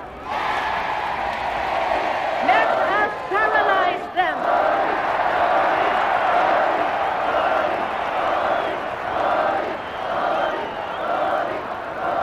So what do these people want with their pathetic boycott? Do they think Filipinos will go for mob rule just because they stop drinking Coca-Cola? Do they think I will throw out... How many are definitely with us, Red? Sir, 30% of the unit are committed already. Still only 30. A lot more are ready to come over, sir. Especially after the fake medals. Sir, there's a lot of talk out there. But only 30% are truly committed. Another 40% are just sitting on the fence, waiting to see which way it goes.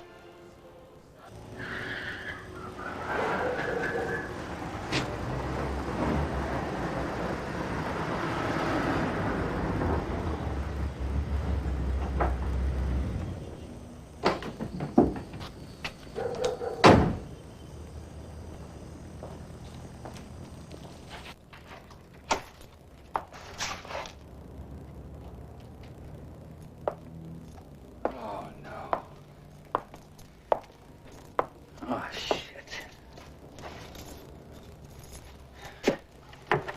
God damn it.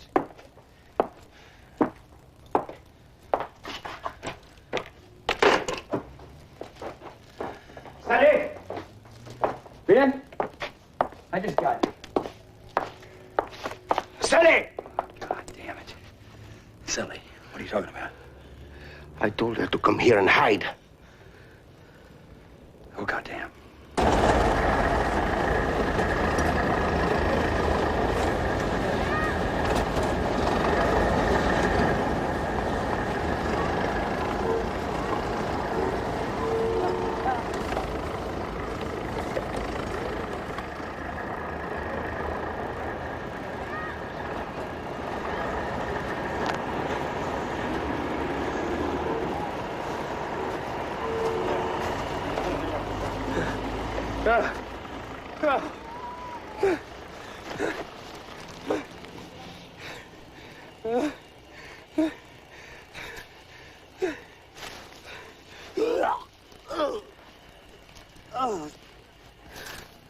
Oh, Sally.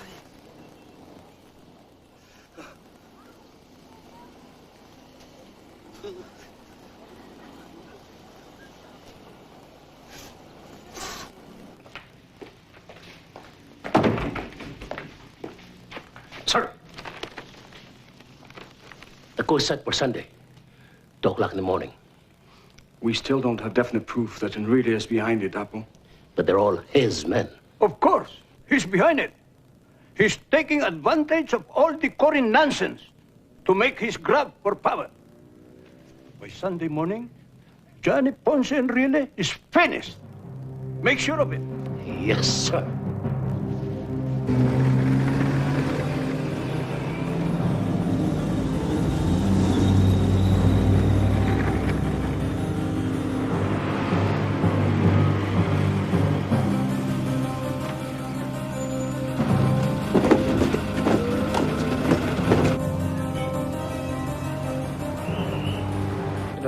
Everybody's doubting the results of the election. Excuse me, Minister. Telephone call for you. Thank you. Excuse me for a while. Sir, 19 of the guards you assigned to Roberto Ompin have just been arrested. Fer has posted 7 battalions outside the palace. He must know. I'm going home. Meet me there. Yes, sir.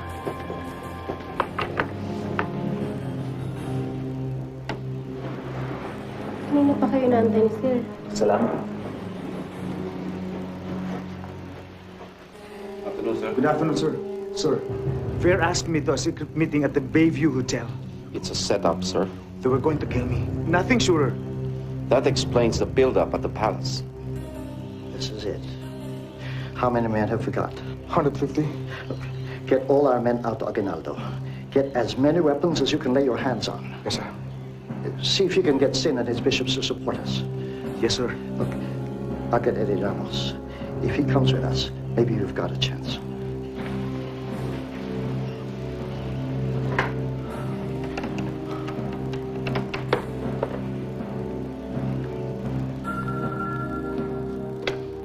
Hello? Just a minute, sir.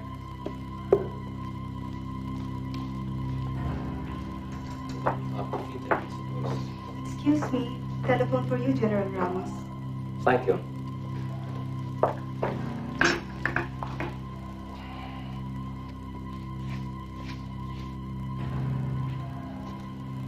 General Ramos. Yeah, Ed. Hey, Johnny. Listen. Some of my men are about to be arrested. We're going to Aguinaldo. Are you with us? Don't say any more. This phone is not secure. But I am with you all the way. Thank you. He's coming. Nice.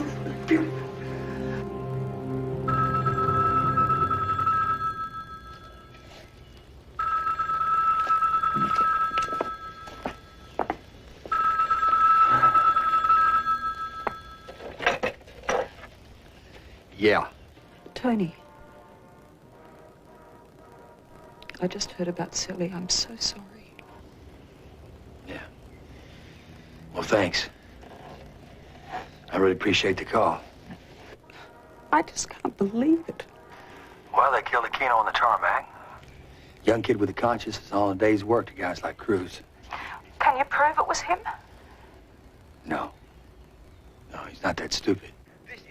An unconfirmed report. Just hang on a minute, will you? Several tellers have informed us that Enrile and Ramos are in Aguinaldo and will Did you shortly hear that? announce a break with Marcos. No. Stay tuned in. The defense minister and Ramos have broken with Marcos. They're out at Aguinaldo. On relay, he was rigging votes for Marcos 2 weeks ago.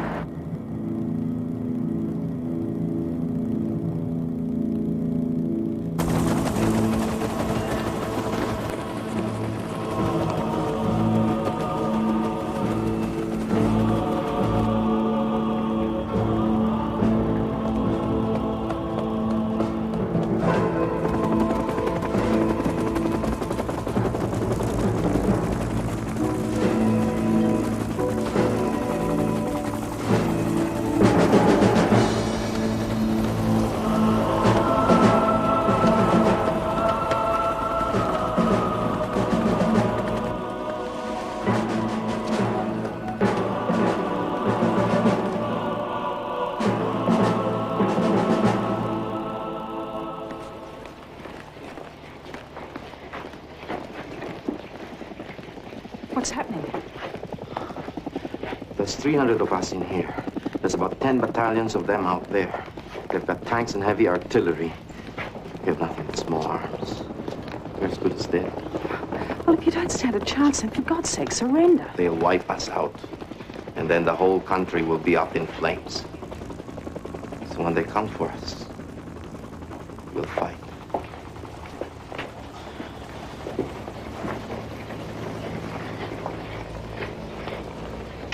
This is Johnny Enrile.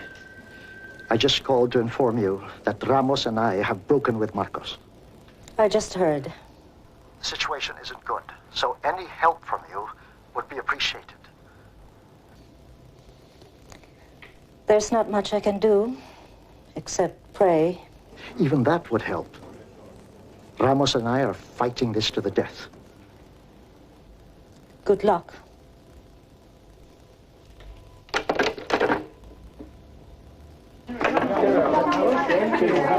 I cannot hear you. Okay. That's it. Move back. Can you give us just one question? Perhaps you can tell us. Enrile was Ninoy's jailer. I had to beg him to let me see my husband. Everything we said or did in that cell was recorded. Now I'm praying for him.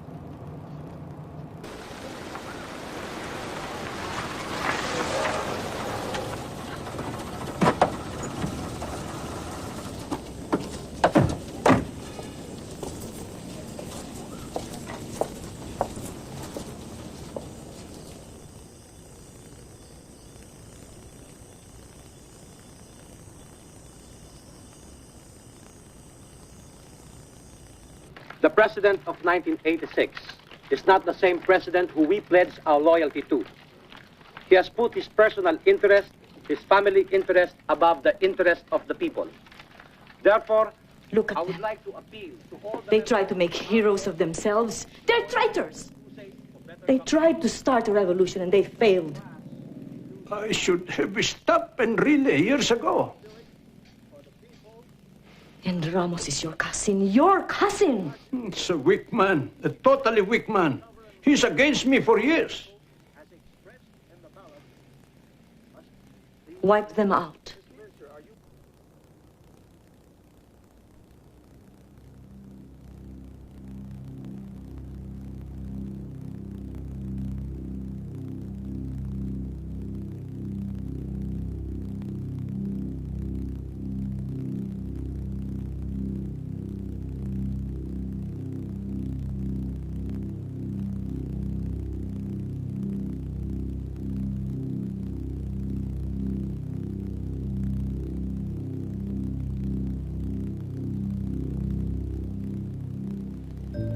Dearest God,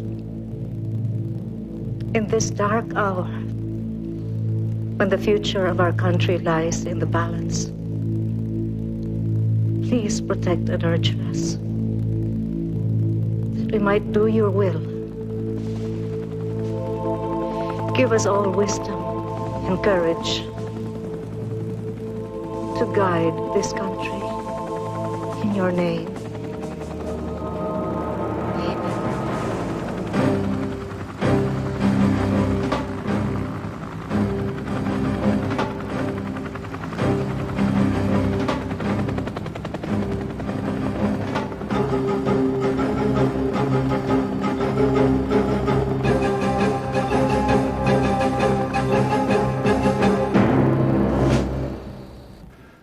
They have no forward defense or no real possibility of establishing it. So you can take the tanks up to the upper perimeter. They may have snipers hidden, and that's all they can do. But a handful of snipers aren't going to stop tanks. To use the infantry or the Marines? Use whoever you can mobilize first, but leave battalions in reserve at the Palace and Bonifacio. That's in case they have more support than we think. Whoever you deploy, have this all over by the morning.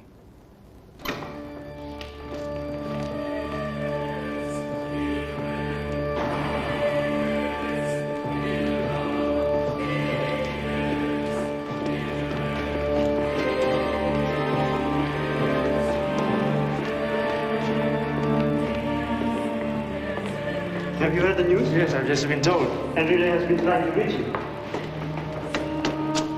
Your Eminence, I don't want to die.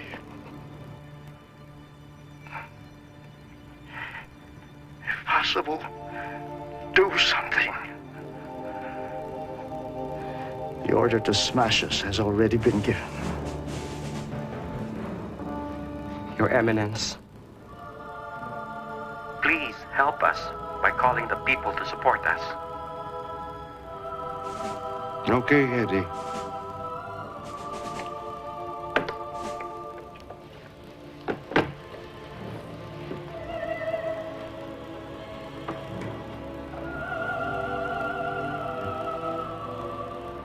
if I tell my people to go out in the streets and there's bloodshed, then I go to God with that blood on my hands. And now, what will you say to God if you do nothing? Marcos will fire into the crowds.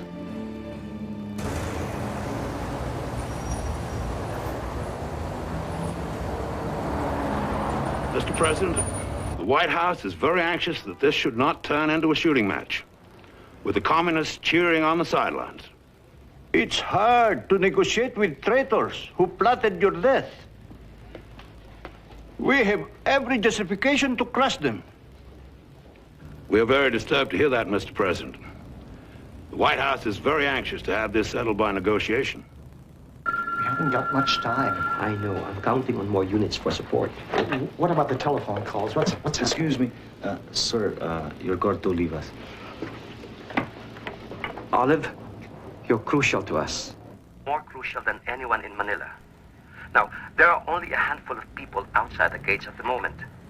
And if their orders shoot to use your men to clear them, the tanks can roll right up to our gates.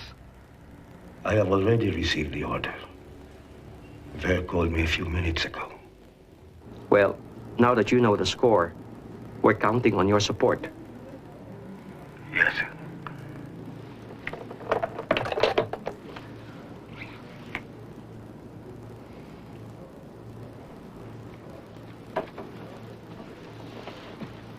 I think Olive will stall. For how long? We'll just have to see. In the meantime, I think I'd better move across the road to Camp Crame and check on the defenses there. They could hit Crame first. Yeah. Gringo can handle things here.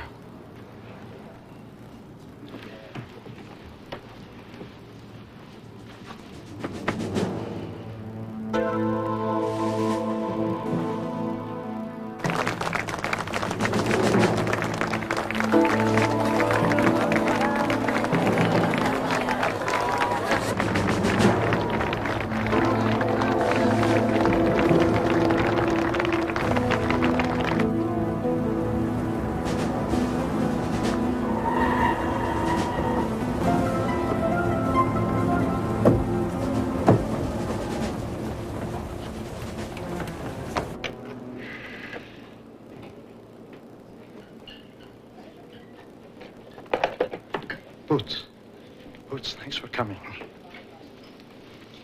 Minister, we know what you are trying to do. How can I help? People. Give us people. Listen, this man is from Radio Veritas. You can go straight to air. Boots Aquino.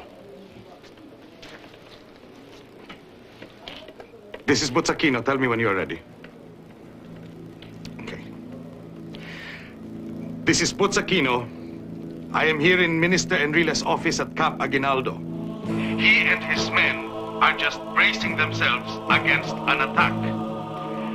I am calling on all concerned citizens to surround the camp and protect them with our bodies.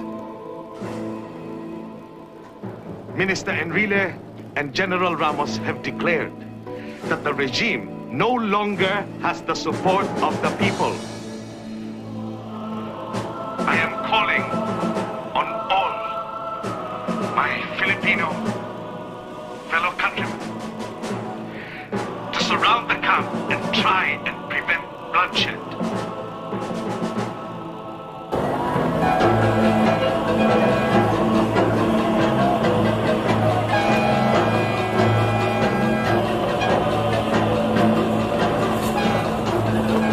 Go to Camp Crame and Camp Aguinaldo.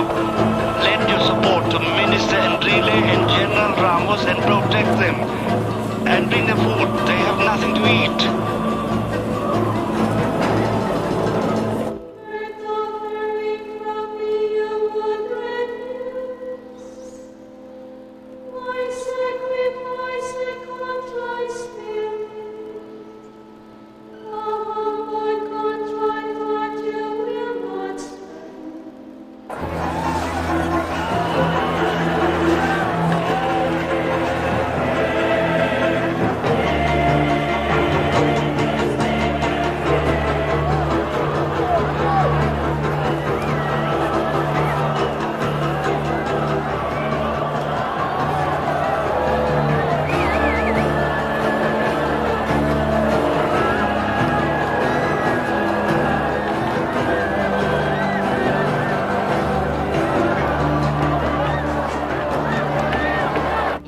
As soon as the civilians are clear, get ready to attack the camp.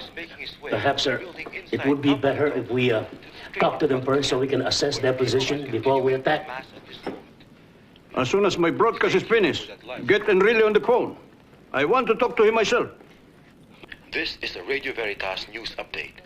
We are receiving reports that Have Radio Veritas put out the air. Yes, sir.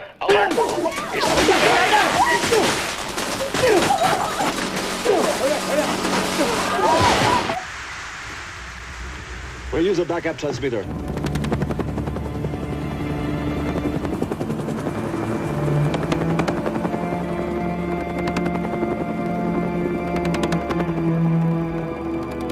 Just hours ago, this highway was crammed with Filipinos intent on change.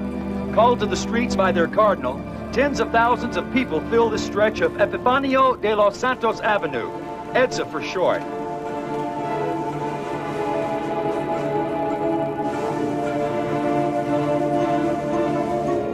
As the night dragged on, however, the crowds peaked, then dwindled rapidly. The soldiers, led by the defense minister and General Fidel Ramos, want the people here as insurance for their bid to oust Ferdinand Marcos from power. That may be asking too much. The renegades say they expect a loyalist attack. The several hundred people still here now are afraid. Flesh against tanks is no bargain. This is Tony O'Neill from Manila. Man. You think it's over?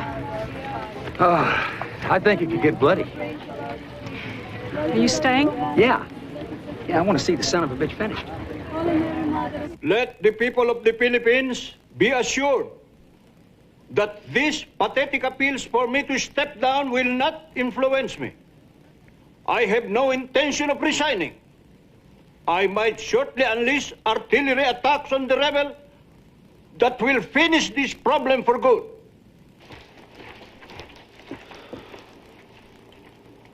Sir, there are only a few people left of the EDSA.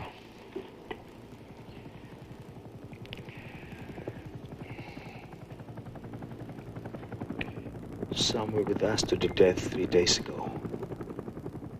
But now where the hell are they? To faithful everyone, this is Cardinal Sin speaking. I would like to appeal to all our soldiers and our people never to use weapons to hurt any of our countrymen. Dear soldiers, your duty is to protect the rights of our people. General Ver, if you're listening to me, may I request you for the love of God to stop your soldiers from exercising any form of violence against our people. Fabian, I thought the president told you to get Veritas off the air. I did, ma'am. I don't understand any of this. When the mountains can be moved, maintain your spirit of love. Pray that we may come to a peaceful solution in our crisis. I will bless the men in uniform, but only those that are for peace. I pray that love and peace may reign in this beautiful island. Saint Michael Archangel, pray for our people. Meldy, there are millions out on EDSA. That's just media nonsense. There are millions. Helicopters have been surveying the crowd since this morning. They've just gone out to see the fighting. Like a picnic, like a crowd gathers after an accident. They're wearing yellow. Ferdy, you worry too much. Ever since we met, you worry always. Do you really think the people would want a little housewife to represent our nation? Do you think she would be taken seriously by the leaders of the world like I am? If our position was threatened, there'd be 10 million people out on the streets fighting for us. Our position is threatened. Don't you realize that? Unless we wipe out those rebels before this thing grows anymore, we're finished.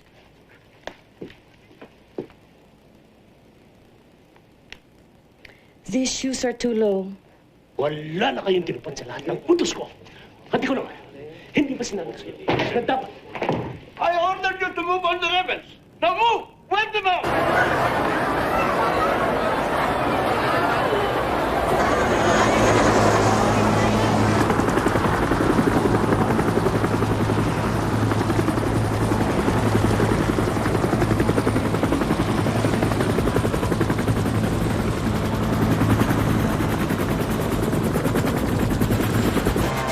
looks like time is running out for the rebel forces inside Aguinaldo and Crame. A large convoy of tanks, armored personnel vehicles, and troop carriers is moving past our vantage point here on EDSA, heading toward Ortigas Avenue. A helicopter just flew over and landed not far from here in the vacant lot at the corner of Ortigas and EDSA, where it looks like a staging area has been set up for loyalist troops. I can't estimate how large the attack force is, but this convoy seems to stretch for miles. Many people have started to move over to the vacant lot and are now surrounding the troops. People are singing, girls are giving flowers to the soldiers, nuns are saying rosaries, even the soldiers look confused and don't know what to do. Let's help, please! We are all Filipinos!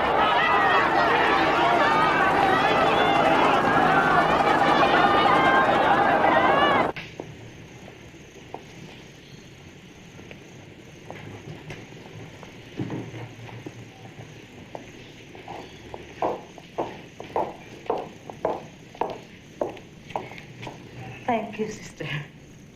Cory, there are rumors all over Manila that a hit squad has been set up to assassinate you. Manila is full of rumors. And some of them are true. There are 70 nuns praying for me here. What better protection could I have than that?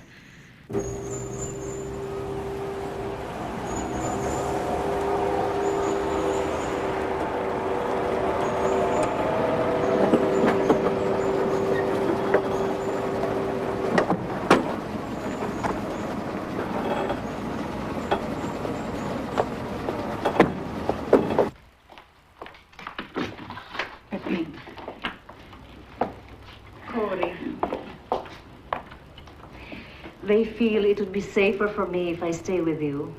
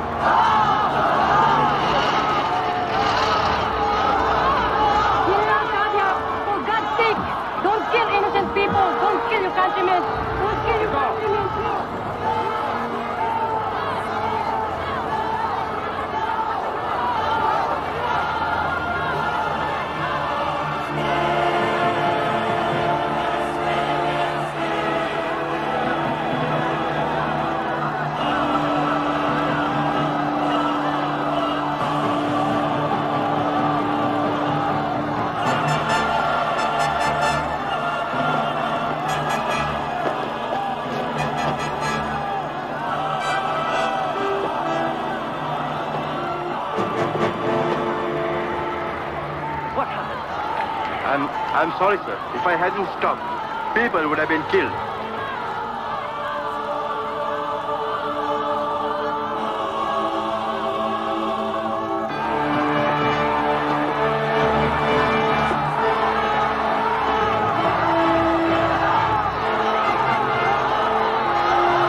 Will you please clear a path? Will you please clear a path?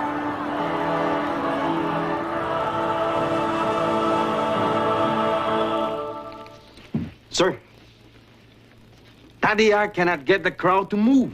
He's been stopped? Yes, sir.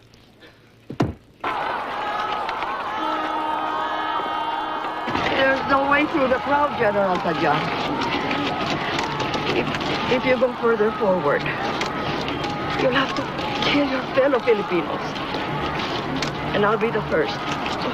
Move me over there.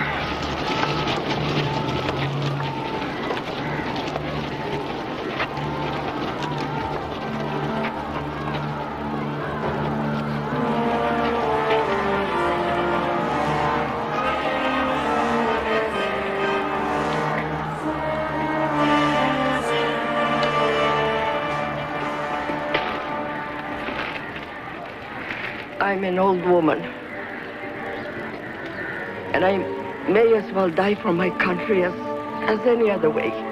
Hail Mary, full of grace, the Lord is with thee. Blessed art thou amongst women, and blessed is the fruit of thy womb, Jesus.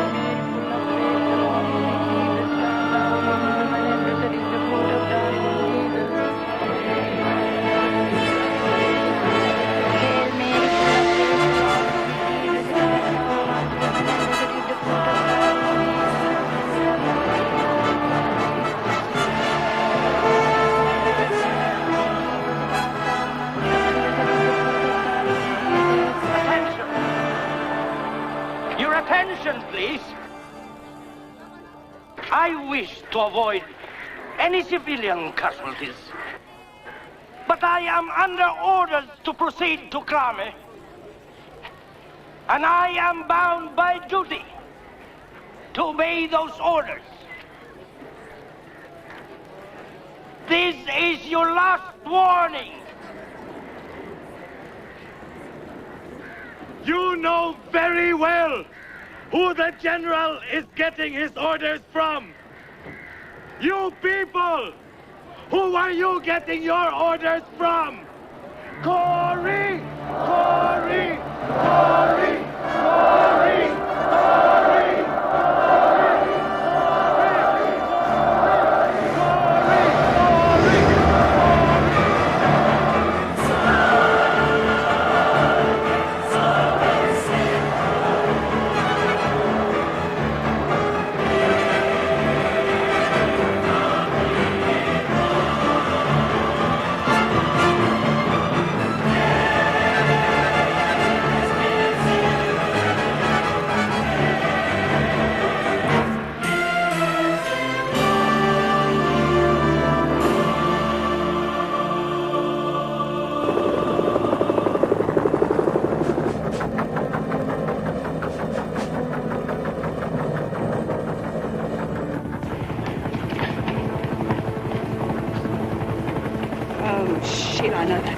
Let's go. Come on, come on. You have made the Lord your defender, the Most High your protector. The guards got them. And so no disaster will strike you, no violence will come near you. No fighting. No fighting. God will put his angels in charge of you.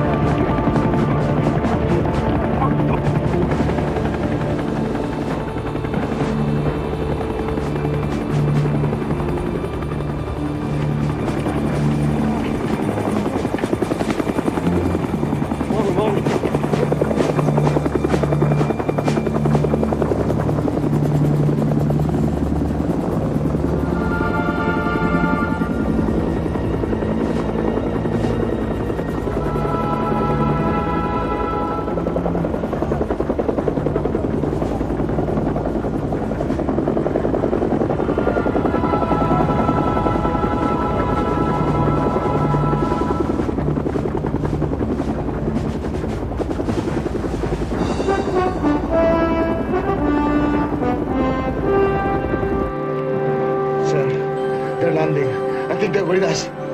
They're with us.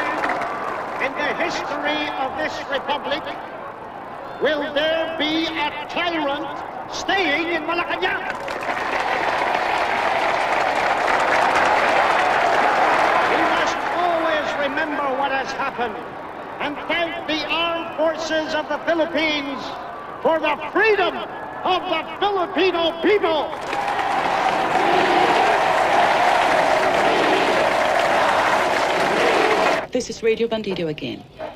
We have on our phone line Cory Aquino. Mrs. Aquino? They're ready. People of the Philippines, by now, most of you will have heard the welcome news that the Marcoses have fled. There is no longer any reason for Filipino to fight Filipino. We must have peace and reconciliation. We must be magnanimous in victory. Tomorrow is the day I will be sworn in as President of the Philippines. And our country will return to democracy. Ladies and gentlemen, you have just heard the voice of Cory Aquino over Radio Manila, announcing the plan to take the oath of office.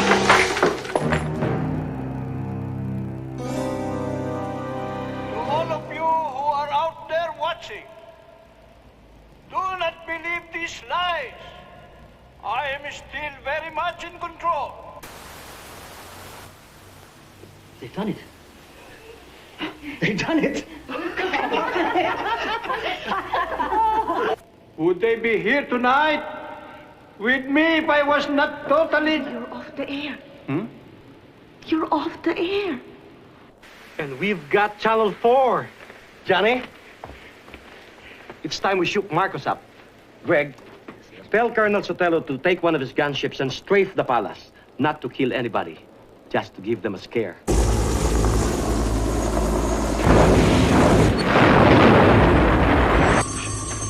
Where did the planes come from? You said the Air Force was still with us, Fabian. Fabian, what's happening? Where did the helicopters come from? Where's he? What's happening? Where the hell are you? Colonel! Dear Ferdinand, attempts to prolong your regime by violence are futile, and a solution to the crisis can only be achieved by a peaceful transition to a new government.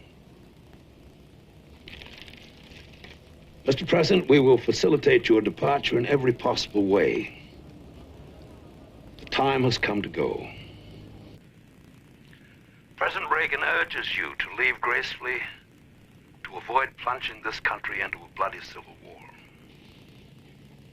I understand what the President is saying, Ambassador Bosworth.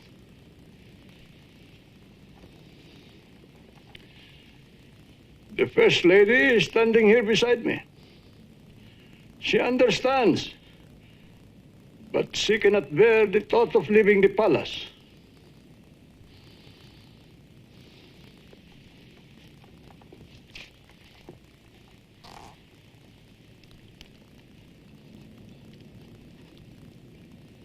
Ambassador Bosworth, everything that is dear to me is here. We will make every effort to take as many of your possessions as possible, Mrs. Marcos, but you must start packing now.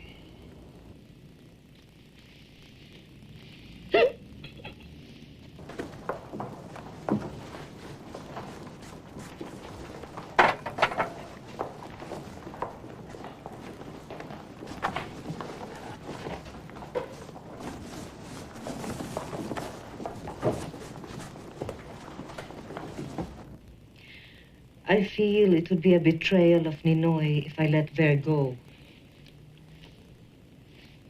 I know how you must feel. But you must balance that against the harm it can do the nation if Marcos fights to the end.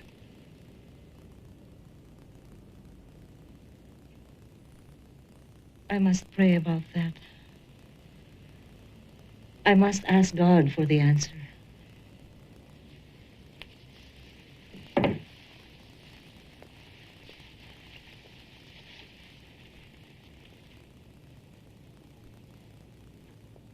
My God, I'm heartily sorry for having offended thee.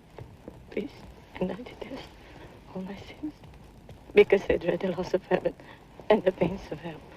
But most of all, because...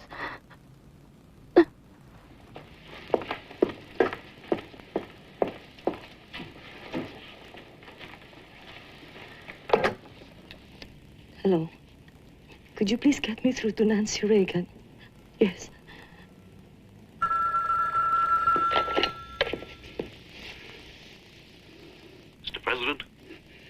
Paul, did you talk to the president? Yes, sir. What did he say? He says you'll be welcome in the United States if you see fit to come here.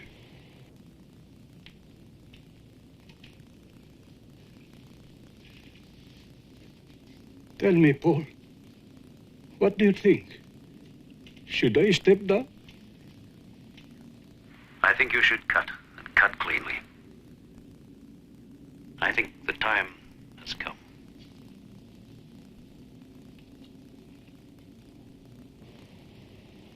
Are you still there, Mr. President? I'm so very disappointed.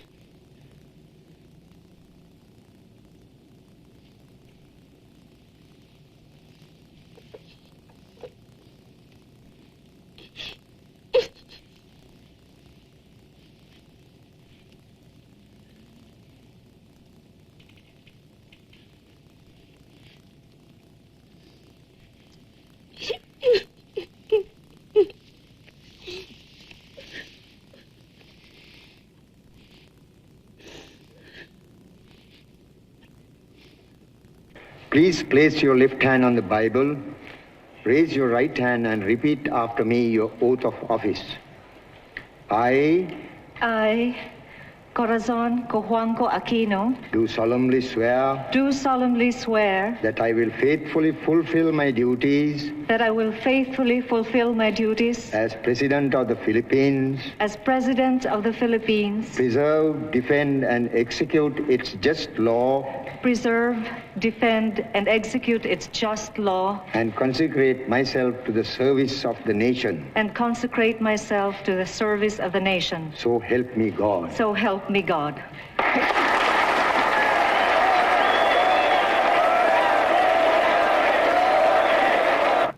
No, I'm not bringing that. Bring this instead. Do we have to bring all this? Yes. You don't know how much I'm leaving behind. I told you. We should have gone last week. Oh, stop it. I'm doing my best.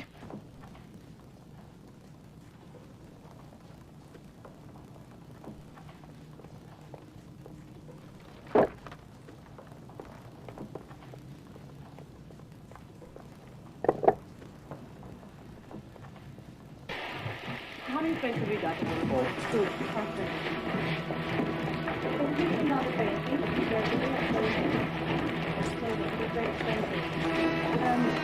I got my braces. Yes, ma'am. Those are important documents. Well, I have gifts for all of you for all the wonderful service you've given us through the years. Thank you. Why don't you get one? Thank you.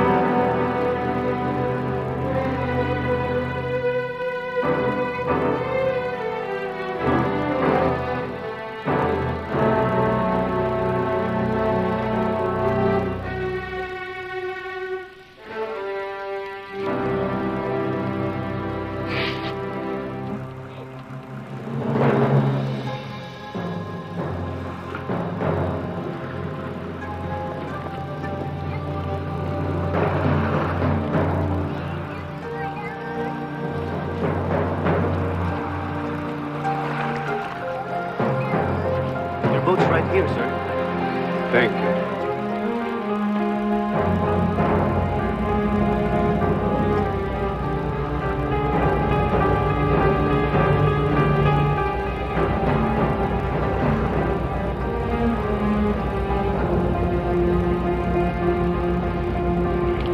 Should have bombed him that first day. Things would have been different.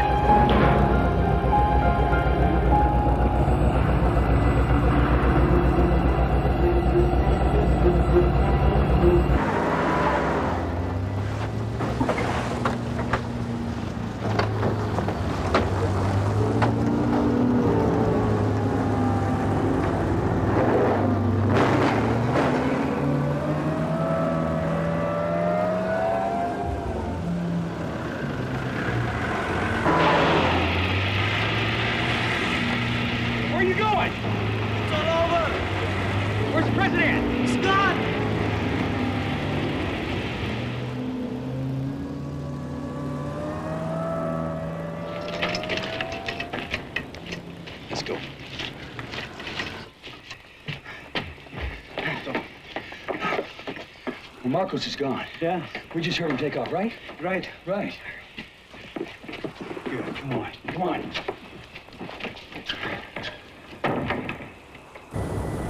Mike, I cannot go.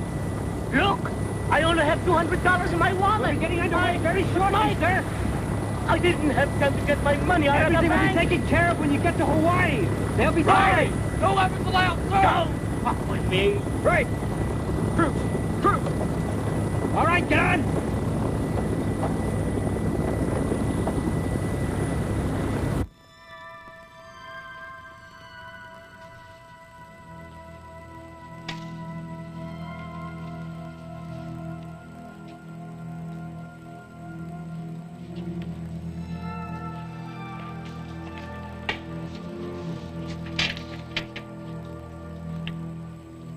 Drugstore.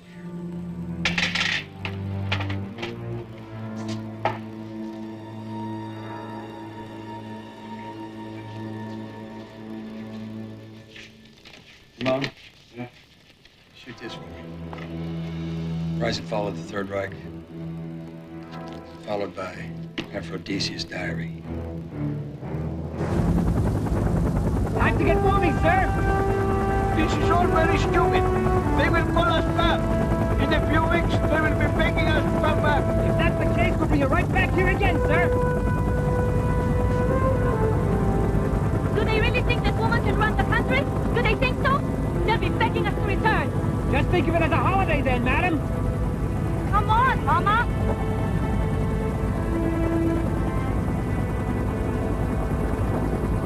Where are you taking us? Come on, sir. Another flight will take you on to Hawaii. No, no. Take me to Ilocos Norte. I want to die in my own country. Sorry, sir, I have my orders.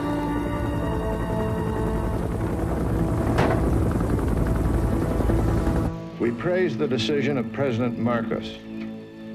Reason and compassion have prevailed in ways that best serve the Filipino nation and people. In his long term as president, Ferdinand Marcos showed himself to be a staunch friend of the United States. We are gratified that his departure from office has come peacefully.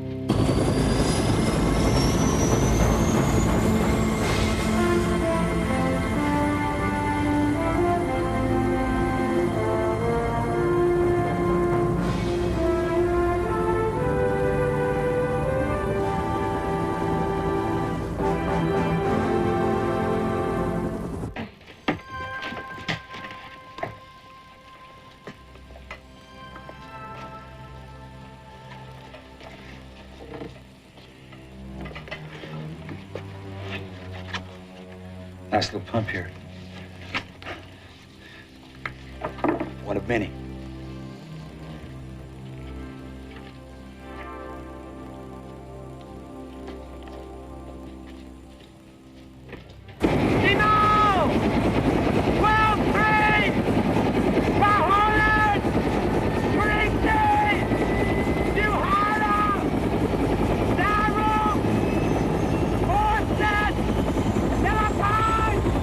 Delgado!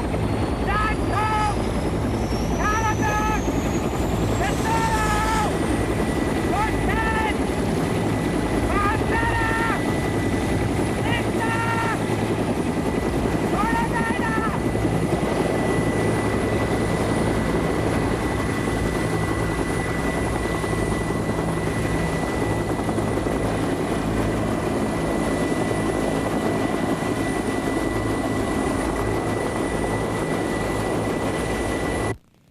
President Aquino, congratulations.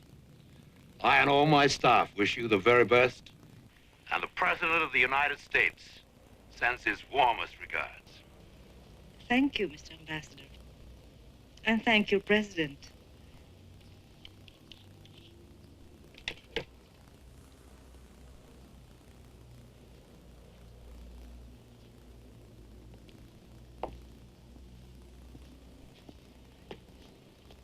They're gone!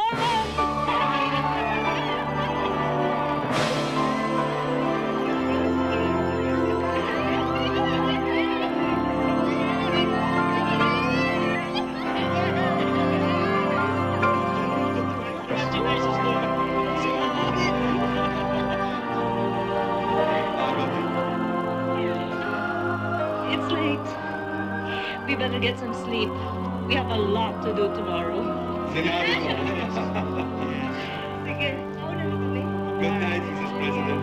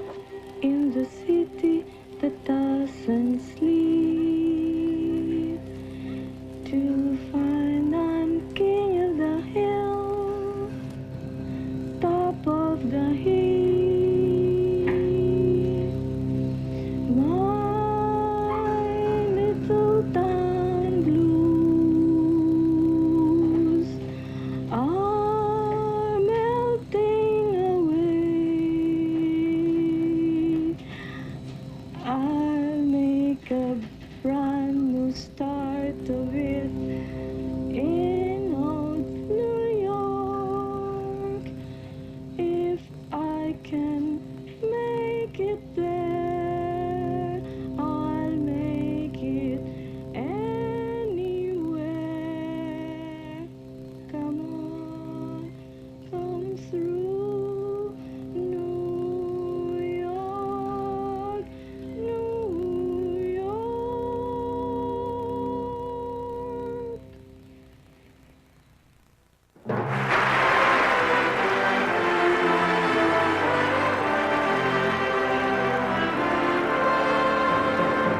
members of the Congress, it is my great privilege to present to you Her Excellency Corazon C. Aquino, President of the Republic of the Philippines.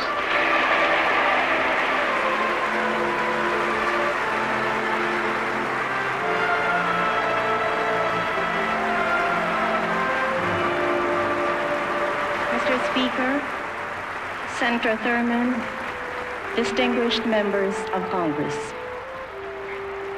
3 years ago, I left America in grief to bury my husband, Ninoy Aquino.